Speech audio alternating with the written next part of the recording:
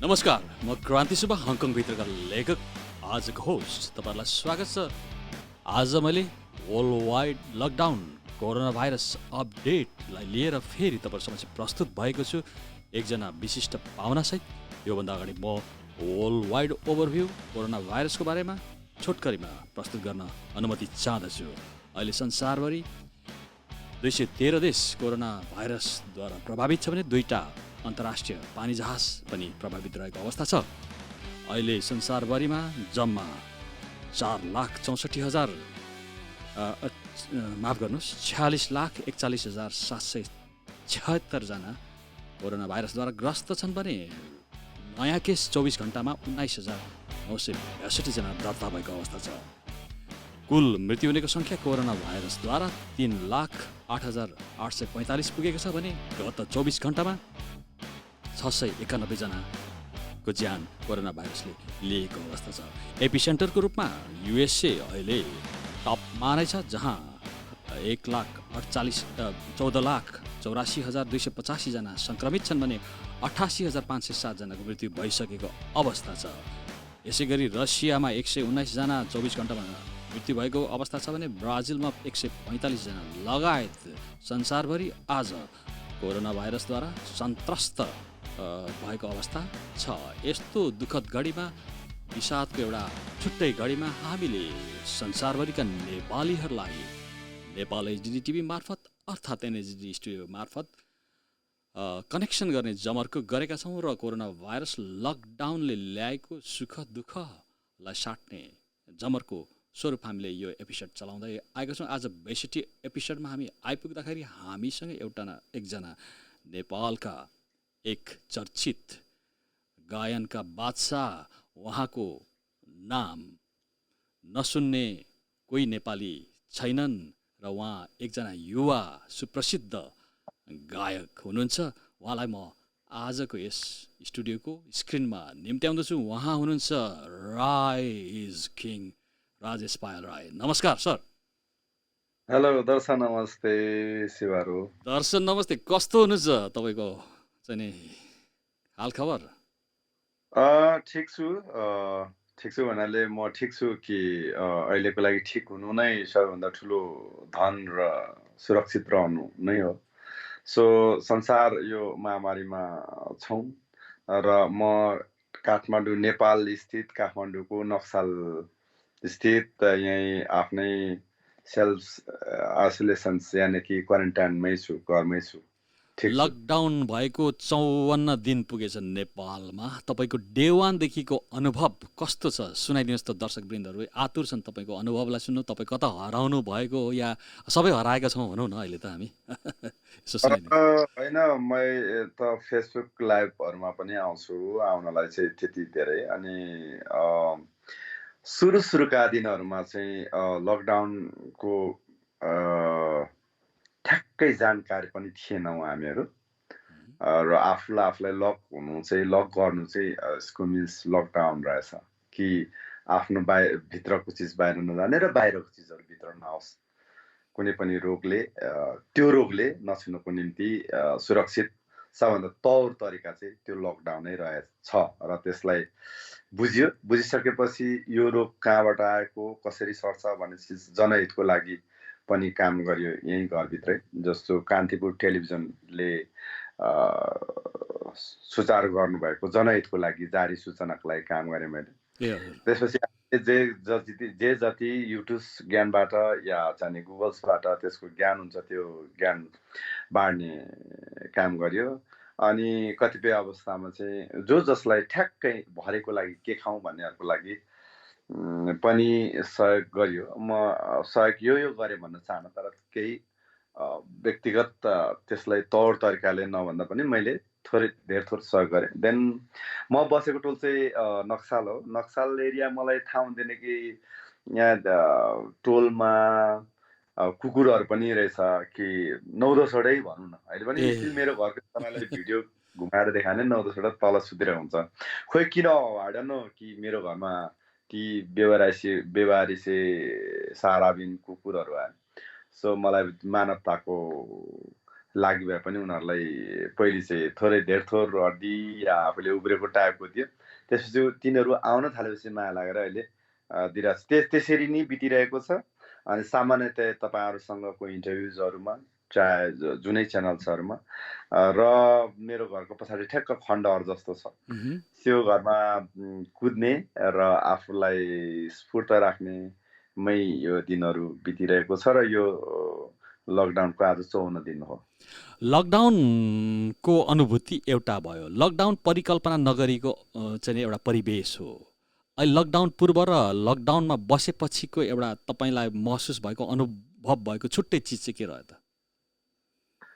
महसुस त सबैभन्दा आफ्नो आफन्त अनि परिवारको भ्यालु, राष्ट्र प्रेम, नत्र भने कतिपय अवस्थामा हामीहरू स्वार्थी जस्तो भइसकेका थियौँ रहेछौँ कि एकले अर्कालाई नगन्ने, आफूभन्दा ठुलो केही नै छैन र आफू मात्र सत्य र आफू मात्र महान र मैले काम गरेको मात्रै सबैभन्दा ठुलो उपलब्धि हो भन्ने जस्तो एक किसिमको स्वार्थीनेस आइसकेको रहेछ। सो मैले कतिपय अवस्थामा फ्यामिलीहरूसँग टाइम पनि मिल्थेन। यो लकडाउनले, यो महामारीले कहीँ न कहीँ आफन्तको महत्त्व पनि दिलाएको छ र सफा बस्ने त अब उसै नै सफा बस्ने सिकाइ नै रहेको छ र सामाजिक दूरीमा छौँ। काम घाटा भन्दा पनि अहिले हरेक चिज संसारै यो घाटामा छौँ, संसार नै यो क्रम सिक्ने क्रममै छौँ कि यही चिज ठ्याक्कै हो भन्ने पनि निर्कुल आएको पनि छैन। त्यही कारणले सिकाएको त त्यही नै मानवता, मानव कल्याण। अब यसो भन्दैमा म चाहिँ मानव विरोधी र चाहिँ असामाजिक थिएँ भन्नु खोजेको होइन।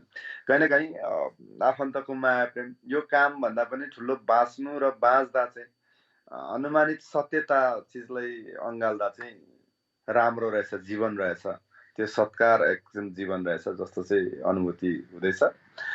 त्यही हो हामी मानव जीवन, सबै लोभी त लोभी नै छौँ, लोभी नै हुन्छौँ। तर राम्रो चिज गर्न चाहन्छु, राम्रो गर्न चाहन्छु भन्ने लोभ चाहिँ मनमा राख्यो भने त्यसले चाहिँ ठुलो उपलब्धि हुन्छ जस्तो लाग्यो मलाई। यो बिचमा यसले सिकाएको महत्त्वपूर्ण पक्षहरू चाहिँ यिनीहरू हुन्। जस्तो एउटा सामान्य मानिस अथवा जुनै पनि लेभलको मानिसलाई एउटा मानवताको एउटा चाहिँ महत्त्व चाहिँ कतिसम्म हुँदो रहेछ भनेर भाइरसको यो आक्रमणले हामीलाई एउटा बन्दी बनाएपछि हामीले महसुस गर्न सक्यौँ भन्ने कुरो चाहिँ आयो होइन? अनि जस्तै एउटा चासो पनि राखिहालौँ न, जस्तै तपाईँलाई लकडाउन हुने पूर्वाभास थियो या थिएन र काठमाडौँमै बस्ने विचार गर्नुभयो कि लकडाउनमा, या तपाईँ आफ्नो गाउँतिर पनि जाने विचार गर्नुभएको थियो? होइन, योभन्दा अगाडि मेरो प्रोग्रामको फ्लायरहरू अलरेडी चाहिँ बुक्ड भइसकेको थियो, किनकि मेरो ह्याप्पी न्यु इयरको अघिल्लो रात मेरो युनाइटेड अरब इमिरेट्स स्थित अल इन भन्ने स्टेटमा मेरो सोज थियो। त्यसको मतलब चैत्र 28 हुनुपर्छ, अङ्ग्रेजी डेट मलाई लाग्छ अप्रिल 8-9 को हाराहारीमा थियो। त्यसपछि मेरो स्विडेन अनि माल्टा, नर्वे, साइप्रस लगायतका राष्ट्रहरूमा थियो। तर यो कोरोना आउँदैछ भन्दै थियो, अनि हामीलाई के हो कोरोना के थिएन।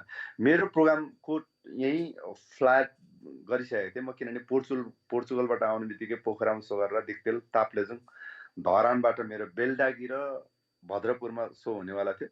त्यसपछि थाहा भयो कि यो लकडाउन हुनेवाला र कोरोनाले महामारी ल्याउँदैछ र यो त्यति बेला चाहिँ भनिन्थ्यो कि चमेराबाट आएको हो यो भाइरस भनेर भनिन्थ्यो। अनि यति साह्रो विकराल रूप लिएला पनि थिएन। त्यसपछि यहाँ आइसकेपछि त्यो जब कोरोनाको लकडाउन भयो त्यसपछि केही भिन्नै म अहिले चाहिँ घरको घर, गाउँ जाने पनि सोच छैन। प्रोग्रामहरू सब पोस्टपोन यानि कि क्यान्सलै भइसकेको छ। म आफै चाहिँ यो अन्डर लकमा छु। म मात्रै होइन, सारा संसारै लक हो। अहिले यस्तो छ तपाईँको चाहिँ अब हामी एकजना व्यक्ति मात्रै चिन्तित हुने अवस्था होइन, यो चाहिँ समूहमा, सामुदायिक रूपमा, सामूहिक रूपमा साझा शत्रुको विरुद्धमा एकजुट भएर लड्नुपर्ने परोक्ष प्रत्यक्ष रूपमा एउटा दशा छ। त्योबाट चाहिँ त्यो भएर पनि हामीलाई चाहिँ यो विषयले त्यति साह्रो विषादग्रस्त त बनाउँदैन नै होइन। तर पनि तपाईँको एउटा स्केड्युल, लङ स्केड्युल भइसकेको, त्यस पछाडि त्यो स्केड्युललाई मिट गर्नु नसकेको अवस्था र त्यो सबै चौपट्ट भएको अवस्था, त्यसले तपाईँलाई अलिक दुखित बनायो कि कस्तो भयो?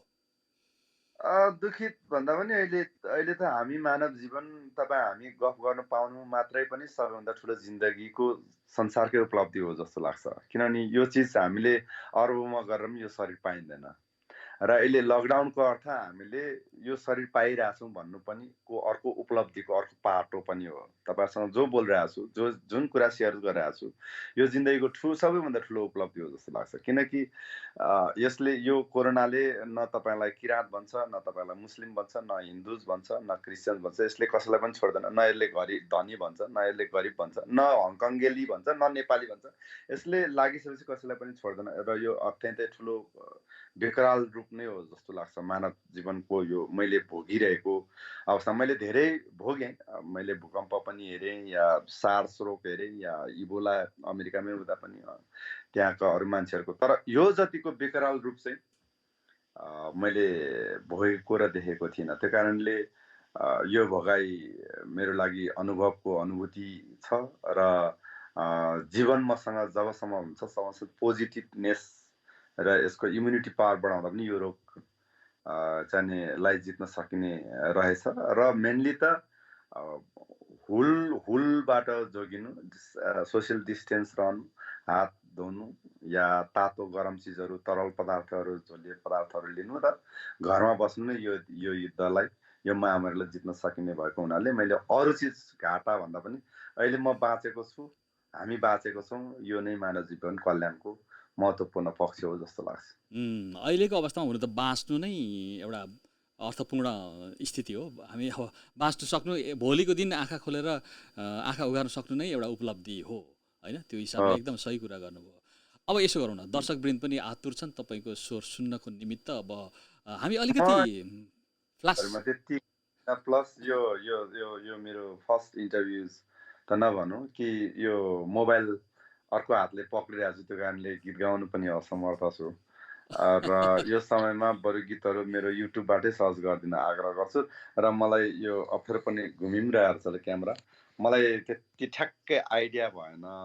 मैले मोबाइलमै कल आयो, मोबाइलमै तपाईँहरूको कल उठायो हुनाले मैले मोबाइल एउटा हातले पक्रिरहेको छु नि, एउटा हातले एन्सर दिइरहेको छु, त्यो कारणले अप्ठ्यारो भइरहेको छ। होइन, त्यो मोबाइल राख्दा हुन्छ नि सर, म तपाईँलाई समय दिन्छु नि, राख्नुहोस् यसो सट्ट सेट गर्नुहोस् न, सट्ट एक ठाउँ राख्नुहोस्। अहिले ठिकै छ, तपाईँ गीत त जहिले पनि सुनिरहनुहुन्छ नि, गीत भन्दा पनि तपाईँ सोध्नु क्वेसन्स कि हुन्छ, जस्तै ठिक छ, या तपाईँलाई लागेका कुराहरू मैले जानेको या नजानेको कुराहरू सेयर गर्नु पायो भने ठिक छ, तपाईँहरूको च्यानल मार्फत त्यो पनि उपलब्धिमूलक नै हुनेछ। हुन्छ, हामी यसो गरौँ न त, अलिकति तपाईँको जस्तै अब फ्ल्यासब्याकमा अलिकति जाउँ। जब तपाईँलाई राजेश पायल राई तपाईँ कसरी बन्नुभयो? जस्तै एउटा साङ्गीतिक क्षेत्रमा राजेश पायल राईको रूपमा तपाईँले आफूलाई कसरी स्थापित गराउनुभयो, कुन गीत मार्फत, अथवा त्यो बारेमा सम्झना गराइदिनुहोस् न। अब ठ्याक्कै अब धेरैलाई पनि थाहा होला, थाहा पनि हुनु पर्ला नेपाली गीत सङ्गीतले जसले माया गर्नुहुन्छ। म राजेश पायल बनेको चाहिँ 2046-47 पाखादेखि मेरो रेडियो नेपालमा जब रेकर्डिङ भयो, त्यसपछि मेरो नाम राजेश पायल राई। र पायल चाहिँ मेरो स्कुले जीवनमै राखेको यो त्यति बेला लहर थियो कि टाइटल राख्ने। हामीहरू उपन्यास पढ्थ्यौँ र त्यो उपन्यासबाट प्रभावित रहन्थ्यौँ। जस्तो दार्जिलिङको उपन्यासकार हुन्थ्यो प्रकाश कोविद को उपन्यासहरू ज्यादा पढ्थ्यौँ। अनि कोविद भनेको के रहेछ भन्दा चाहिँ यो उपनाम हो भन्नुहुन्थ्यो। अछाराई रसिक भन्नेहरू हुनुहुन्थ्यो। गणेश रसिक नेपालमा, हिरण्य भोजपुरी भयो। अनि हरेक स्रष्टाहरूको नारायण गोपाल के कास्ट हो, बच्चु कैलाश, यस्तो यस्तो त्यति बेला थियो। जति बेला हामीहरू त्यो उपनाम भनेको के भनेपछि सबैले जेजी काका हुनुहुन्थ्यो मेरो। अनि मेरो दाइ रबिन राई, सबैले राख्दैको उहाँहरूले विमोहित राख्नुभयो, जेजी विमोहित राख्नुभयो। मेरो दाइ साइला रबिन सन्कुश लेख्नुभयो, मेरो राजेश पायल लेखिदिनुभयो। मलाई कि सङ्गीतमा यो नाम अत्यन्त मिठासपूर्ण छ र यसले साङ्गीतिक नाम नै झल्काउँछ। यो उपनाम हो, हामी पनि गरौँ, उहाँले गर्दा हुन्छ भनेपछि अनि पायल लेखिदिनु भयो। त्यतिकै हुँदाहुँदै हामीले स्कुलमा लेख्न थाल्यौँ। स्कुलमा लेखिसकेपछि हेडमास्टर भक्त सर हुनुहुन्थ्यो। भक्त सरले यो कसरी हो भनेपछि हामीले फेरि, मेरो पापा चाहिँ पोलिटिसियन्स समाजसेवी रहेको, सबैले चिनेको, सबैले श्रद्धा गर्ने नाम भएको हुनाले होइन, पापाले नि लेख्नु लाउनु भएको भनेपछि हेड सर पनि दिनुभयो। अनि त्यहाँदेखि राजेशपाल भएको। अब अहिले त राजेशपाल बिनाको त कल्पना गर्न पनि म सङ्गीत विदाउट राजेशपाल कल्पना गर्न पनि सक्दिनँ। त्यसरी त्यो नाम रहन गएर आज तपाईँहरू सामु त्यो नाम नै छ। पहिलो गीत तपाईँले रेडियो नेपालमा रेकर्ड गराएको कुन पो भन्नुभयो दर्शकलाई यसो भन्नु? सम्झनाको कुरा नगर, जता सम्झौ उतै हुन्छ र जिन्दगी नै कस्तो हजुर, जता गयो उतै ठगर। तपाईँले अहिले मेरो युट्युब च्यानल मार्फत खोज्नु भने राजेश पाल राई फर्स्ट सङ्ग्स भन्नु भने त्यो आउँछ, त्यो सर्च गर्दा। त्यो 2046 45 इन 46 47कै ताकाको गीत हो सम्झनाको नाम। जेजी राईले लेख्नु भएको थियो र चाहिँ शक्ति कुमार श्रेष्ठले यसलाई सङ्गीत गर्नुभएको थियो। त्यो नै मेरो सङ्गीतको पहिलो श्रीनाम थियो, श्री गणेश थियो। त्यसलाई गुनगुनाउनु मिल्दैन होला छोटकरीमा पनि, त बोकिरहनु छ चाहिँ एउटा हातले होइन, अलिक अप्ठ्यारो छ, मैले अप्ठ्यारोमा पारेँ तपाईँलाई। होइन, मलाई अब यस्तो लाग्छ, अब मेरो पेसा हो त्यो, मैले नगाएको कस्तो मान्छे रहेछ, कति अड मान्छे रहेछ कि गीत गाउने पेसामा गीत गाऊ भन्दा पनि नगाउने भन्छ। फेरि गीत गाइदिउँ कस्तो इजी मान्छे छ, जति बेला पनि गीत मात्र गाइरहन्छ। यो हाम्रो पेसै एकदमै जस नपाउने पेसा हो। तर खेर तपाईँले दुईचोटि भनेपछि त म तपाईँको रेस्पेक्टको लागि पनि गाउनुपर्छ। मलाई अप्ठ्यारा छैन, किनभने लकडाउनमा छु, म फ्री छु, तपाईँहरूलाई थाहा छ। फर्स्ट सङ्ग हो यो। सम्झनाको कुरा नगर, जता सम्झौतै हुन्छ र जिन्दगी नै कस्तो हजुर, जता गयो उतै ठक्कर, सम्झनाको कुरा नगर भन्ने गीत थियो। मलाई थोरै यो अप्ठ्यारो भयो, अप्ठ्यारो होला सायद। सो यो गीत थियो। त्यो गीत साँच्चै नै राम्रो थियो जस्तो लागेको थियो, तर धेरै कमजोरीहरू अहिले सुन्दा चाहिँ लागेको छ। त्यतिखेर चाहिँ तपाईँले बेस्ट दिएको, तर अहिले सुन्दाखेरि चाहिँ त्यसलाई रिभ्यू गर्दाखेरि चाहिँ अलिकति त्यसमा कमजोरीहरू देख्नुहुन्छ? हो, धेरै धेरै कमजोरी। रेकर्डिङको क्वालिटिजको, मेरो गायकीको, मेरो कला सृजना, मेरो भोकल, त्यो धेरै चिजहरू। तर त्यतिखेर तपाईँ त त्यतिखेर जवान हुनुहुन्थ्यो नि, कति वर्षको हुनुहुन्थ्यो तपाईँ त्यतिखेर? 13-14 वर्षको। अनि 13-14 वर्षको भनेपछि त अनि सकिएको नि। 9 कक्षा पढ्ने। अनि 9 कक्षा। ठिक छ। त्यस पछाडि चाहिँ तपाईँको चाहिँ जस्तै त्यस पछाडि तपाईँ सङ्गीतमा तपाईँको डाइभ मार्नुभयो, त्यस पछाडि तपाईँको सङ्घर्षको दिनहरू सुरु भयो कि तपाईँ एउटा अटोमेटिकली तपाईँको मार्ग प्रशस्त हुँदै गयो? साङ्गीतिक क्षेत्रमा तपाईँको सङ्घर्षका दिनहरू पनि छन् कि या? होइन, अब सङ्घर्ष त स्टिल अहिले पनि रनिङ नै छ जस्तो लाग्छ मलाई, किनभने हाम्रो जीवन जबसम्म रहन्छ तबसम्म चाहिँ एक सासको लागि त्यो सङ्घर्ष नै रहन्छ जस्तो लाग्छ। त्यही कारणले म सङ्घर्षशील नै छु अहिले पनि। तर इजिली यो बनेको छ कि अहिले चाहिँ खोक्दा पनि आहा राम्रो ढङ्गले गीत गा भने जस्तो पनि भन्नुहुन्छ, अनि अलिकति हाँस्यो भने आहा कस्तो मिठो स्वर हाँस्नु भएको भन्नुहुन्छ। इजी बनेको छ। तर त्यति बेला चाहिँ जति प्रयास गर्दा पनि यहाँ चाहिँ भाइको यो छ, प्रयास गर्नु भन्ने। तर त्यो प्रयासले आज म जहाँ छु, जे छु, तपाईँहरूको आशीर्वाद, तपाईँहरूको माया पाएको छु, त्यही प्रयासले नै हो जस्तो लाग्छ। त्यो कारणले त्यति बेलाको गीत सङ्गीत अहिलेको धेरै ऊ छ।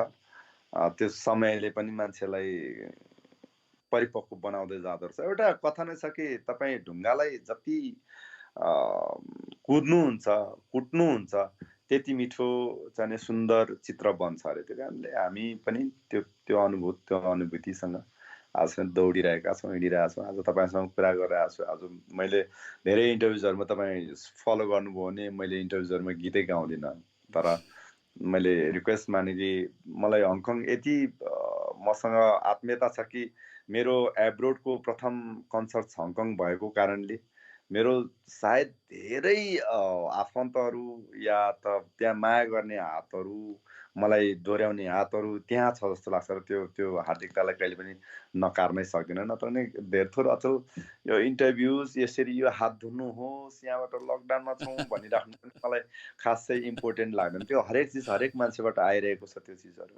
मैले त नयाँ चिज दिन सके पो जस्तो चाहिँ लाग्छ। तर तपाईँहरूसँग कुरा गर्दै जाँदा चाहिँ मलाई धेरै पहिलेको कुराहरू पनि याद आयो। ठिक छ, हङकङसँग तपाईँको विशिष्ट सान्निध्यता रहेको कुरो तपाईँ आफैले पनि भन्नुभयो, त्यो साँच्चै हो पनि। हङकङले तपाईँलाई माया गर्छ। तपाईँ हङकङ कतिचोटि आइसक्नु बताइदिनुहोस् त? हङकङमा सुनिरहनुभएका लाइभमा हुनुहुन्छ साथीहरू, कतिचोटि यस्तो आइसक्नु?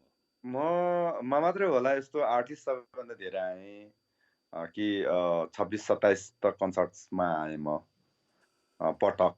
97 मेरो लागि प्रथम सोज थियो। 96 को एन्ड मैले 3 ठाउँ सो गरेको थिएँ। माथि अहिले अब तपाईँहरूले भन्नुभयो भने माथि सेकङ होइन, 7 दिन माथि डाँडामै थियो। त्यहाँ क्याम्प हुँदा त्यो क्याम्पमा जति बेला अहिले त तपाईँहरूको यो रेडियो स्टेसन छ, तपाईँहरू आफैले पनि यसलाई प्रगति गर्नुभयो। यो प्रगति हाम्रै नेपालीहरूको लागि हो, हाम्रै लागि हो। त्यति बेला एउटा बिएफबिएस भन्ने रेडियो थियो जो चाहिँ सुभाष प्रधानजीले चलाउनु। त्यो इन्टरभ्युजमा बोल्दा सारा हङकङवासी, सारा संसारको नेपालीले आवाज सुनिरहेको जस्तो अनुभूति हुन्थ्यो त्यो ठाउँमा रेडियोमा। त्यति बेला 96 को एन्डदेखिको अहिले समेत 2000 अहिले म 18 को एन्डमा आएको थिएँ, गर्दा 27 पटक आइसकेँ।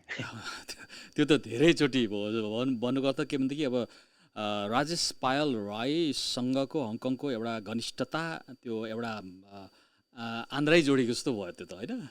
बहुत अनि मलाई यति धेरै आशीर्वाद दिएको ठाउँ। र म योभन्दा अगाडि अत्यन्त म मादक पदार्थ खाने, म स्मोकिङ एकदमै चेन स्मोकर हो। जति बेला त्यहाँ आएर मैले रक्सी खाएर कन्सर्ट पनि गरेको थिइनँ र त्यो माफी पनि हङकङले नै दिएको हो। त्यो कारणले यति धेरै म टच छु कि हरेक चिजहरू, म कुनै पनि चिजहरू नाइ भन्नै सक्दिनँ। म उसै नै दिलदार छु म मान्छे। यस्तो छ नि, यस्तो छ, के छ भने सर, कस्तो भने तपाईँको मन परेको मान्छेको नकारात्मक पक्ष सकारात्मक पक्ष स्वीकार्य हुन्छ नि, दुइटै, होइन? एकदमै म त्यो हङकङले पनि तपाईँको दुइटै पक्षलाई स्वीकार्यो, किनभने हङकङले तपाईँलाई मन परायो। अहिले त अब धेरै इन्टरभ्युजहरू हेरिरहनु भयो होला, उहाँहरूलाई नपिउने सल्लाह त दिन्छु। तर धेरै मान्छेहरूले पनि भन्लान् आफू चाहिँ टन्न खाए घिच्यो अहिले चाहिँ आफू अरूलाई नखाने सल्लाह दिन्छ पनि भन्लान्। तर यद्यपि मेरो अनुभवले के देखायो भनेदेखि यो स्मोक र ड्रिङ्क चाहिँ राम्रो होइन रहेछ भने चाहिँ मेरो अनुभवले देखायो हुनाले प्रायः चाहिँ अचेल एभोइड गर्न नै आग्रह सल्लाह दिन्छु। एउटा प्रश्न सोधिहालौँ न, तपाईँले स्टेजमा पनि ड्रिङ्क गरेर पनि गाउनुहुन्थ्यो?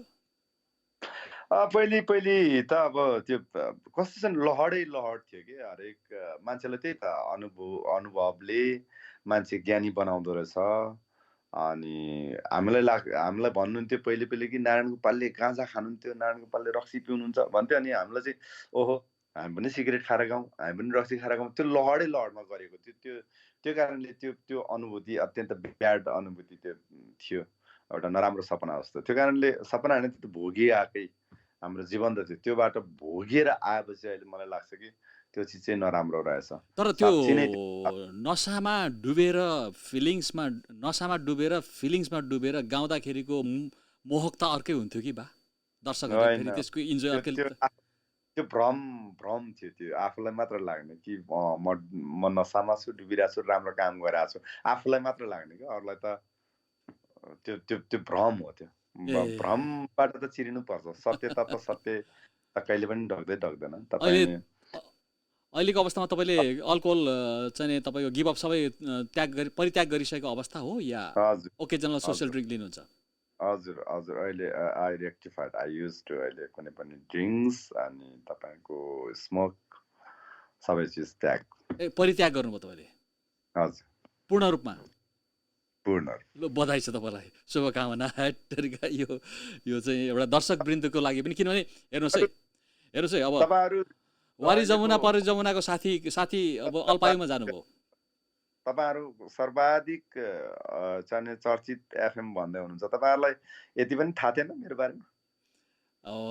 त्यो चाहिँ मलाई चाहिँ अलिकति थाहा भएन, सरी सर है। ठिक छ, कति वर्ष भयो तपाईँले छोड्नु भएको? 10-12 वर्ष भयो। ए ल ठिक छ, ठिक छ। अनि तपाईँको त्यस पछाडि तपाईँले यो सम्पूर्ण जीवनबाट चाहिँ नि नसालु पदार्थलाई गिभअप गरिसके पश्चातको जिन्दगी पूर्ण रूपमा रूपान्तरण भएर गएको भएको छ? मेरो जीवनको साङ्गीतिक मोडको रिपपुलारिटी, रिगेन भन्छ नि तपाईँको, रिपपुलारिटी के त्यो भएकै त्यही रक्सी चुरोट छोडेपछि नै फेरि रिगेन तपाईँको। हुन त मेरो कुनै ब्रेक त भएन साङ्गीतिक यात्रामा, तर कहीँ न कहीँ थोरै जस्तो ठेस लागे जस्तो हुन्छ नि, ठेस लागेन आइया भने जस्तो त्यो जीवनमा, जिन्दगीको साङ्गीतिक अनुभूतिमा त्यो चिजहरू पनि रह्यो। तर जति बेला मैले रक्सी चुरोट मैले छोडेँ कि त्योदेखि मेरो पपुलारिटी रिगेन भएको जस्तो लाग्छ। त्यो कारणले त्यो चिज भ्रम रहेछ, त्यो चिज असत्य रहेछ, त्यो दिवा सपना रहेछ, त्यो जिन्दगीको कालखण्डको सबैभन्दा नराम्रो ब्याड सपना भनेर त्यसलाई मैले लिएको छु। र मैले अघि पनि भने यो चिज राम्रो नै होइन, राम्रो नहुने चिज कर नगर्दै राम्रो हो। त्यो कारणले अहिले म शुद्ध चाहिँ आई रेक्टिफाइड, मैले धुम्रपान, मदिरा यो चिजहरू सबैबाट मुक्त छु। एउटा अवस्थाबाट पूर्ण रूपमा सिफ्ट भएर अर्को अवस्थामा जानु भइसकेको पनि दशक बितिसकेको अवस्था भन्ने कुरो हामीलाई पनि बोध भयो पुनः एकचोटि। त्यसकारण चाहिँ तपाईँले चाहिँ अब नेपाली कलाकारितामा लाग्ने मानिसहरूले अक्सर मदिरापानलाई एउटा सहारा लिन्छन्। त्यो एउटा अघि तपाईँले भन्नुभयो एउटा कारण लहड होइन? लहड पनि हो। कतिपय अवस्थामा चाहिँ अब हलिउडलाई हेर्ने भने चाहिँ उनीहरूको पपुलारिटीको चरम उत्कृष्टमा पुगेपछि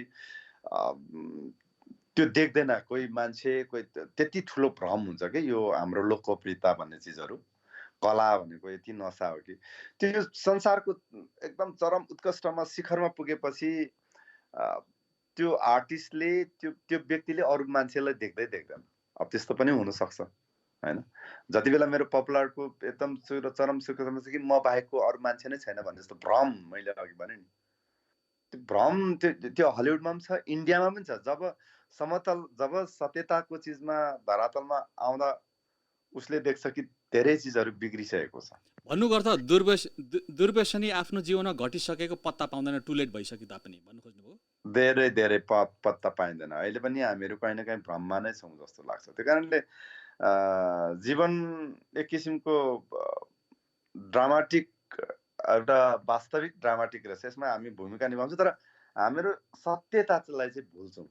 सुरुको कुरामा झन्डै हामी अब फर्कँदा त्यही नै हो कि यो जीवन भोगाइ नै अहिलेको सबै चिज हो जस्तो लाग्छ। यो सफलता, यो सबै ढोङ्गी नाटक हो जस्तो पनि लाग्छ मलाई चाहिँ कहिलेकाहीँ चाहिँ। त्यसकारण यो चाहिँ दुर्व्यसनी र लागु पदार्थको शिकार भएर पनि अक्सर अल्पायुमा स्टारहरू सिद्धिने गर्छन् नि, एउटा यही हो। नेपालभित्रै पनि सिद्धिनु भएको छ। अब सिद्धिनु भएको छ भन्दा नराम्रो शब्द युज गर्नुपर्छ। त्यो फल्ना त त्यसले मरेको नि भने जस्तो नराम्रो लाग्ला। मृत्यु त सत्य हो। तपाईँ हामीसँग नि जन्म छ र हामीसँग मृत्यु छ होइन। जब जन्म्यौ तब एक साइडमा मृत्यु छ नै छ, खालि ढिलो चाँडो मात्र। तर हाम्रा आर्टिस्टहरू मध्येको मैले यही कुरामा पनि धेरै झगडा पनि परेको कतिपय पत्रकार मित्रहरूमा, खेमराज गुरुङजीको बारेमा। जब उनीहरूले भन्नुहुन्थ्यो कि तपाईँ त अत्यन्त क्लोज मित्र, तर रक्सीले बित्यो नि होइन भन्नुहुन्थ्यो कि। अनि मैले भन्थेँ कि तपाईँ चाहिँ नबित्ने मान्छे हो, पत्रकारहरू या कोही मान्छेहरू चाहिँ के मर्दैनन्, हामीहरू के मर्दैनौँ। खेमराज गुरुङ चाहिँ अहिले रक्सीले नारायण गोपाल हुनुहुन्थ्यो, अरुण थापा हुनुहुन्छ, पाण्डव सुनवार अङ्कल हुनुहुन्थ्यो, राम थापा, लालबहादुर खाती, धेरै आर्टिस्टहरू जो यहाँ त्यसरी भन्छ। तर कहीँ न कहीँ त्यो लेखान्त त थियो र तर कहीँ न कहीँ त्यसको साइड इफेक्ट चाहिँ रक्सी कहीँ न कहीँ चाहिँ थियो। तर मृत्यु त शाश्वत सत्य हो। अब त्यसलाई मैले फेरि मृत्युलाई जितेँ भनेर महान बन्नु खोजिरहेको पनि छैन। तर त्यो चिज छोडिदा चाहिँ जीवन पनि राम्रो हुने रहेछ। अनि यो जीवन एक बारमा आउने चिज हो। त्यो चिज भन्दा तपाईँसँग मेरो माया प्रेम ठुलो हो। मेरो पापा मम्मीसँग बोल्दैछु त्यो प्रेम ठुलो हो। किनकि आज आएर जो खस्नुभयो, बित्नु भएको छ, मृत्यु आवरण गर्नुभयो, उहाँहरूलाई अहिले चाहेर पनि यो लकडाउनको अनुभव उहाँहरूले गर्नु पाउनुहुन्न। त्यो कारणले जीवन शाश्वत सत्य छ। बाँच्दामा भ्रममुक्त हौँ हाँसेर बाँचौँ। अब आज यी फेस गरिँदैछ, अरू यो जीवनले अझ के भोग उपभोग गर्ने हो त्यो उपभोग गरौँ बरु, होइन? यो हजुर। चिज ब्याड रहेछ, यो चिज भ्रम रहेछ जस्तै भनेर आज त्यो एउटा कुरो चाहिँ के चाहिँ तपाईँको उल्लेखनीय रह्यो भने तपाईँको जीवनबाट, जस्तै तपाईँ स्टिल अहिले युवा नै हुनुहुन्छ, एउटा युवा अवस्थामै तपाईँलाई एउटा रियलाइजेसनमा तपाईँ पुग्नुभयो जसले गर्दा तपाईँले चाहिँ ती हानिकारक चिजहरू छोड्न सक्नुभयो, त्यो तपाईँमा त्यो एउटा कटिबद्धता रहेको कारणले। तर अझै पनि कतिपय यङ्स्टरहरू, नयाँ नवोदित कलाकारहरू अझै त्यो फेसनमा, त्यो लहरमा छन्, अथवा अग्रजहरू पनि एक या अर्को कारणले त्यो एउटा दुर्व्यसनी कुलतमा फँसेको अवस्थाहरूलाई हामीले नकार्नु सक्दैनौँ। तर यस्तो अवस्थामा तपाईँ यस्तो एउटा बोल्ड क्यारेक्टर भएर आउनुभयो कि तपाईँ एउटा आफै पनि त्यसको एउटा जिउँदो उदाहरण बन्नुभयो। अहिले हामीले पनि देखिरहेछौँ, साक्षात्कार गरिरहेछौँ। त्यस कारण तपाईँले दिएको एउटा सन्देश चाहिँ निकै नै प्रेरणादायी हुन्छ जस्तो लाग्छ।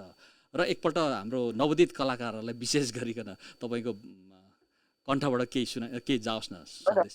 त अब म को हुन्छु र चाहिँ म न गार्जेन पनि होइन, म डाक्टर पनि होइन, म पण्डित पनि होइन कि मेरो हरेक चिज सुन्नुपर्छ र त्यो नै सत्य चिज हो। तर मेरो भोगाइ अघि पनि भन्यो कि मेरो भोगाइ मेरो जीवन हो। मेरो जीवन अहिले आम साङ्गीतिक रूपमा भोगिरहेको आम मानिसको जीवन पनि प्रतिनिधित्व गर्न सक्छ। त्यो कारणले के भन्छु भने मैले भनेको मान्नै पर्छ, मैले भनेको सबै चिज सत्य त भन्दिनँ, तर जीवन एकपटक आउने हो। यो चिज कतिपय हाम्रो चाहिँ फेरि म राई हो, अनि होइन जातले पाएको मरण पराउनु पनि गर्नुपर्छ, ठिक छ, त्यो संस्कारमा युज गर्नु पाइयो। तर मेरो पिआई चाहिँ यस्तो थियो कि तपाईँको लहरमा लहरमा आज बिहान ल खाउँ भनेपछि त्यो रात दिन पनि थाहा हुन्थेन। त्यो संस्कारभन्दा पनि बाहिरको, त्यो जीवन प्रकृतिभन्दा पनि बाहिरको हरेक चिजको एक किसिमको लिमिट हुँदो रहेछ, बाउन्ड्रिज हुँदो रहेछ। त्यो बाउन्ड्रिज काटेपछि मलाई त्यसरी म कुलत नभनौँ त्यसलाई, त्यो चिजमा फसियो, त्यो चिजमा लाग्यो, त्यो भ्रममा परियो। म भ्रम नै भन्छु प्राय चाहिँ, कुलत भन्दा पनि भ्रममा परियो। अनि अब आउनेहरूलाई पिँढीहरूलाई के भन्छु भने होइन, युज गर्नुहोस्, तपाईँको यो खानै नपाउने भन्ने त होइन, नत्र नि डब्लुएचओले यो रक्सी चाहिँ जर हो, पोइजन हो भनिहाल्थ्यो नि। किन ब्रान्ड टिपी यो हुस्की हो, यो ब्रान्डी हो, यो स्कच हो भन्छ त, त्यसलाई नत्र नि यो विषालु हो, यो पोइजन हो भन्थ्यो होला नि त डब्लुएचओले। त्यो पनि खानु पाउने त अधिकार पनि छ र पाइन्छ पनि, र त्यसैले खाने बित्तिकै मर्ने भने पनि नत्र नि संसारमा अधिकांश मान्छेहरू रक्सी पनि पिएका, दुर्व्यसन फसेका मान्छेहरू पनि छन्। तर मृत्यु अघि नै भने साथ सत्य हो, तर धेरै चिज गर्दा बाउन्ड्रिज भन्दा आउट गयो भने चाहिँ त्यसले हानि नै पुर्याउँछ। म हानिबाट आज मुक्त पाएको मान्छे हुँ। त्यो कारणले त्यो चिज संस्कारले दिएको छ भने तपाईँ संस्कारयुक्तमा गर्नु, नत्र नि यो चिज छोड्दा नै राम्रो हुन्छ। र यो छोड्नु नै म फेरि यो नै साक्षात संसार हो त भन्दिनँ, तर यो धेरै चिजमा सार्थकता छ। म नमात्दा, म ठिक हुँदा मेरो परिवार खुसी हुन्छ, मेरो परिवार खुसी हुने समाज खुसी हुन्छ, समाज हरेक अरू साथीभाइहरू खुसी हुन्छ, देश खुसी हुन्छ। मैले राम्रो काम गरेँ भने आज नेपालको गायक भनिन्छ भने चाहिँ मसँग आज राष्ट्र जोडिएको छ। मैले धेरै अरू ठाउँ काम गरेँ भने एसियन कन्ट्रीको सिङ्गर हो भन्नुहुन्छ, एसिया जोडिएको छ हरेक ठाउँ। त्यो कारणले यो चिज नखानु नै सल्लाह दिन्छु र यो भ्रमबाट मुक्त हुन आग्रह गर्छु नव आगन्तुक गायक गायिका। यदि तपाईँहरू धेरै नै यो लतमा हुनुहुन्छ, यो भ्रममा हुनुहुन्छ भने, नत्र त म अर्डर गर्ने त अब को हो र, म अर्डर भन्दा पनि मिन्स सजेस्ट हो, यो सजेस्ट दिन चाहन्छु। दर्शकवृन्द, हामीसँग हुनुहुन्छ राई इज द किङ, सुप्रसिद्ध गायक, युवा गायक अथवा स्थापित गायक, एक वरिष्ठ गायक। जे उपमा दिनुहुन्छ उहाँलाई तपाईँले आफ्नो चोइस अनुसार उपमा दिँदाखेरि फरक पर्दैन। उहाँ एउटा आदर्श व्यक्तित्व पनि हुनुहुन्छ। अहिले नेपाली समाजको निमित्त धेरैले उहाँलाई एउटा मोडलको रूपमा लिनुहुन्छ, नमुना व्यक्तित्वको रूपमा लिनुहुन्छ। त्यसकारण उहाँले जे गर्नुहुन्छ त्यो एउटा कपी हुन्छ। त्यसकारण चाहिँ अब उहाँले अहिले चाहिँ एउटा सन्देश दिनुभयो, विशेष गरी नवोदित कलाकारको निमित्त, त्यो एउटा सराहनीय कार्य छ।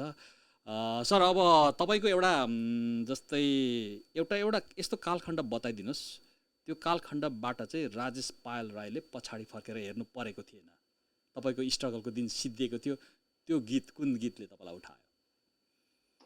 होइन, म यो मानेमा भाग्यमानी छु सर कि मैले जब सङ्गीतमा लागेँ तबदेखि पछाडि फर्काउनु परेको मलाई लाग्दैन।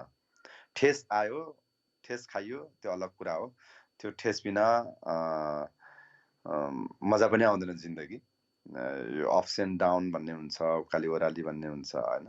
जिन्दगीमा दुःख सुख छ र नै जीवन हो जस्तो लाग्छ। मलाई मैले फैलो माया दुबोसरी, कहिल्यै घटेन, बोलको गीत गाइसकेपछि चाहिँ म साँच्चीकै अघि भने जस्तो फर्स्ट गीत गाउँदै भ्रम त म बाहेक कोही सिङ्गर छैन, म मात्रै ठुलो जस्तो लाग्थ्यो। तर जब फैलो माया दुबोसरी गीत गाएपछि चाहिँ पक्कैको म ओलाङचुङ्गोलाको मान्छेले पनि मलाई चिन्छ र चाहिने मलाई डोल्पाको मान्छेले पनि अब चाहिँ चिन्छ भने जस्तो अनुभूति पनि भयो। त्यो चाहिँ फैलो माया दुबोसरी कहिले घटेन थियो।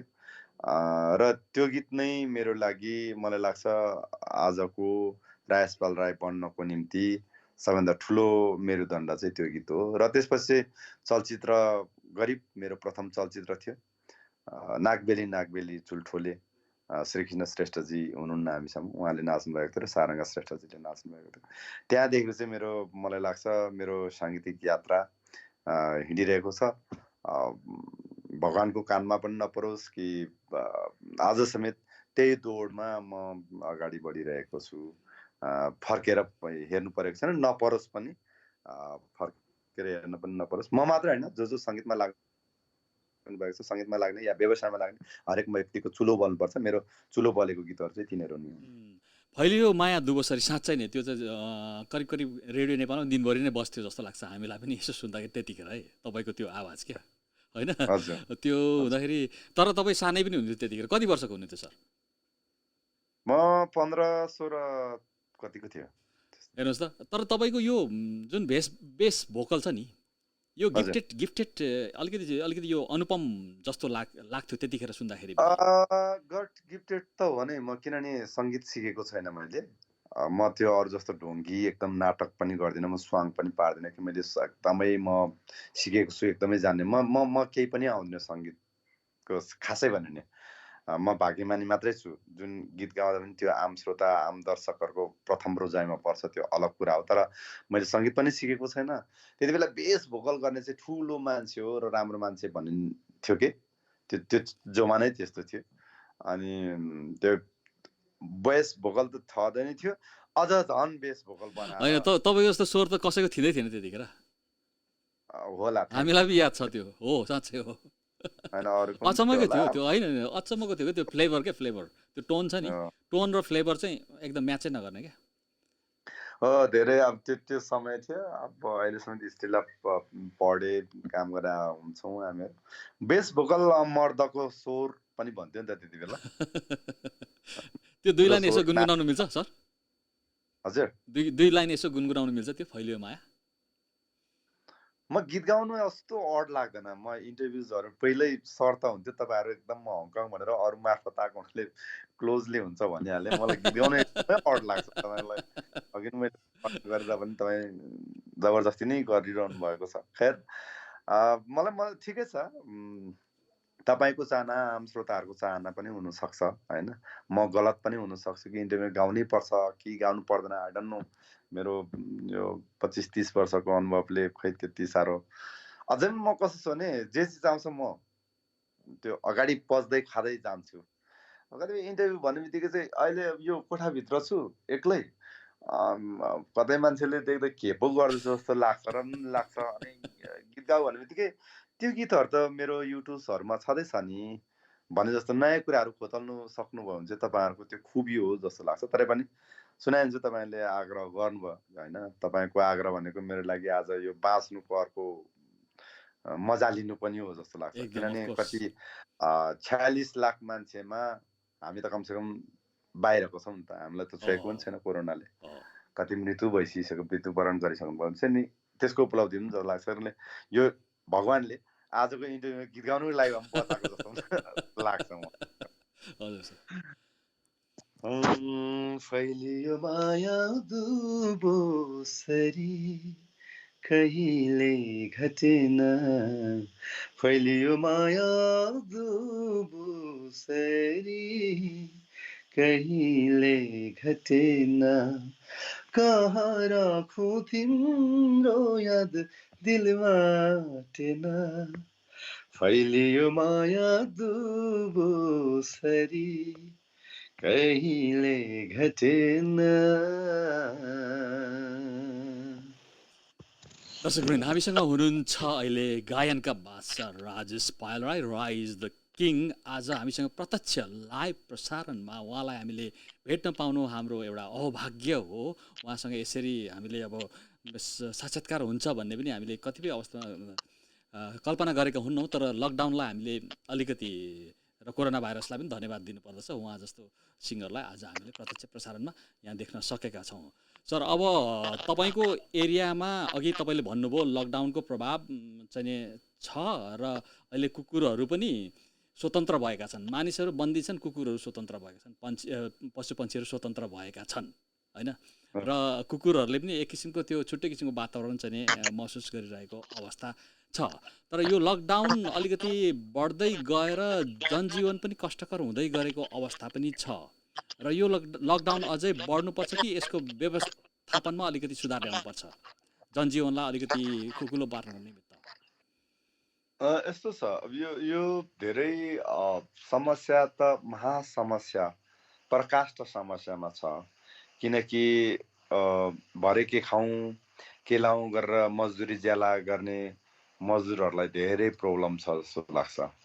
त्यो कारणले सरकारले यसलाई नीति ल्याउनु पर्यो।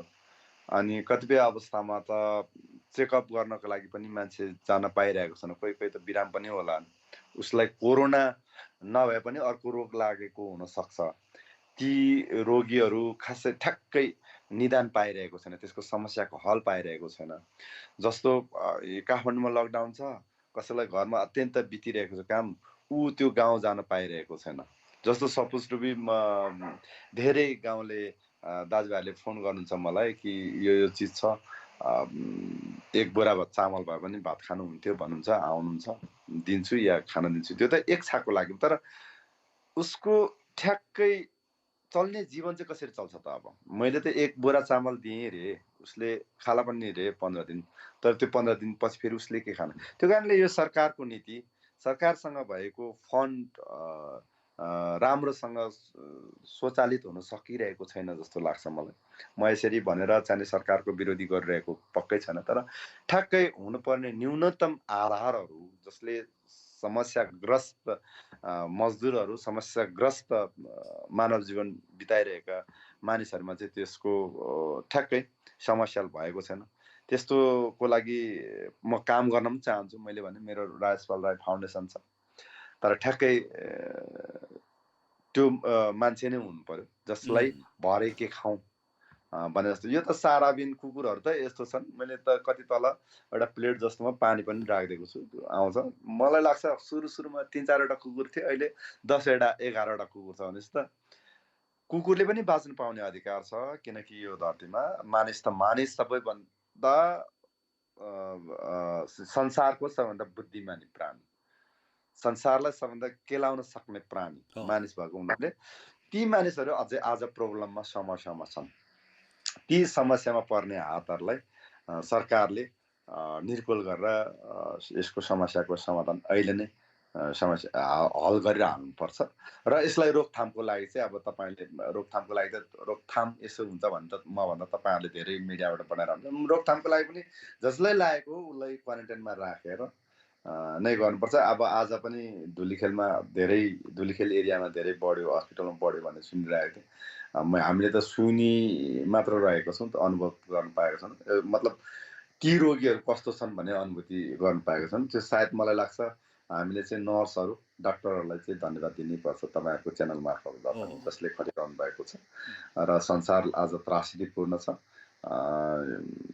त्यही नै हो, हामीले मानव जीवनबाट गर्न सक्ने सहयोगहरू चाहिँ यति बेला फैलाउँ भन्न चाहिँ चाहन्छु। जस्तै सरकारले तपाईँको एकद्वार प्रणाली मार्फत वडा अध्यक्ष अथवा मेयर मार्फत मात्रै राहत वितरण हुनुपर्दछ, निजी तवरले गरिने राहतहरू पनि त्यहीँ बुझाएर मात्रै त्यहाँ जाने भन्ने कुरोले चाहिँ अलिकति लक्षित समुदायमा राहत नपुगेको पनि जनगुनासोहरू छन्।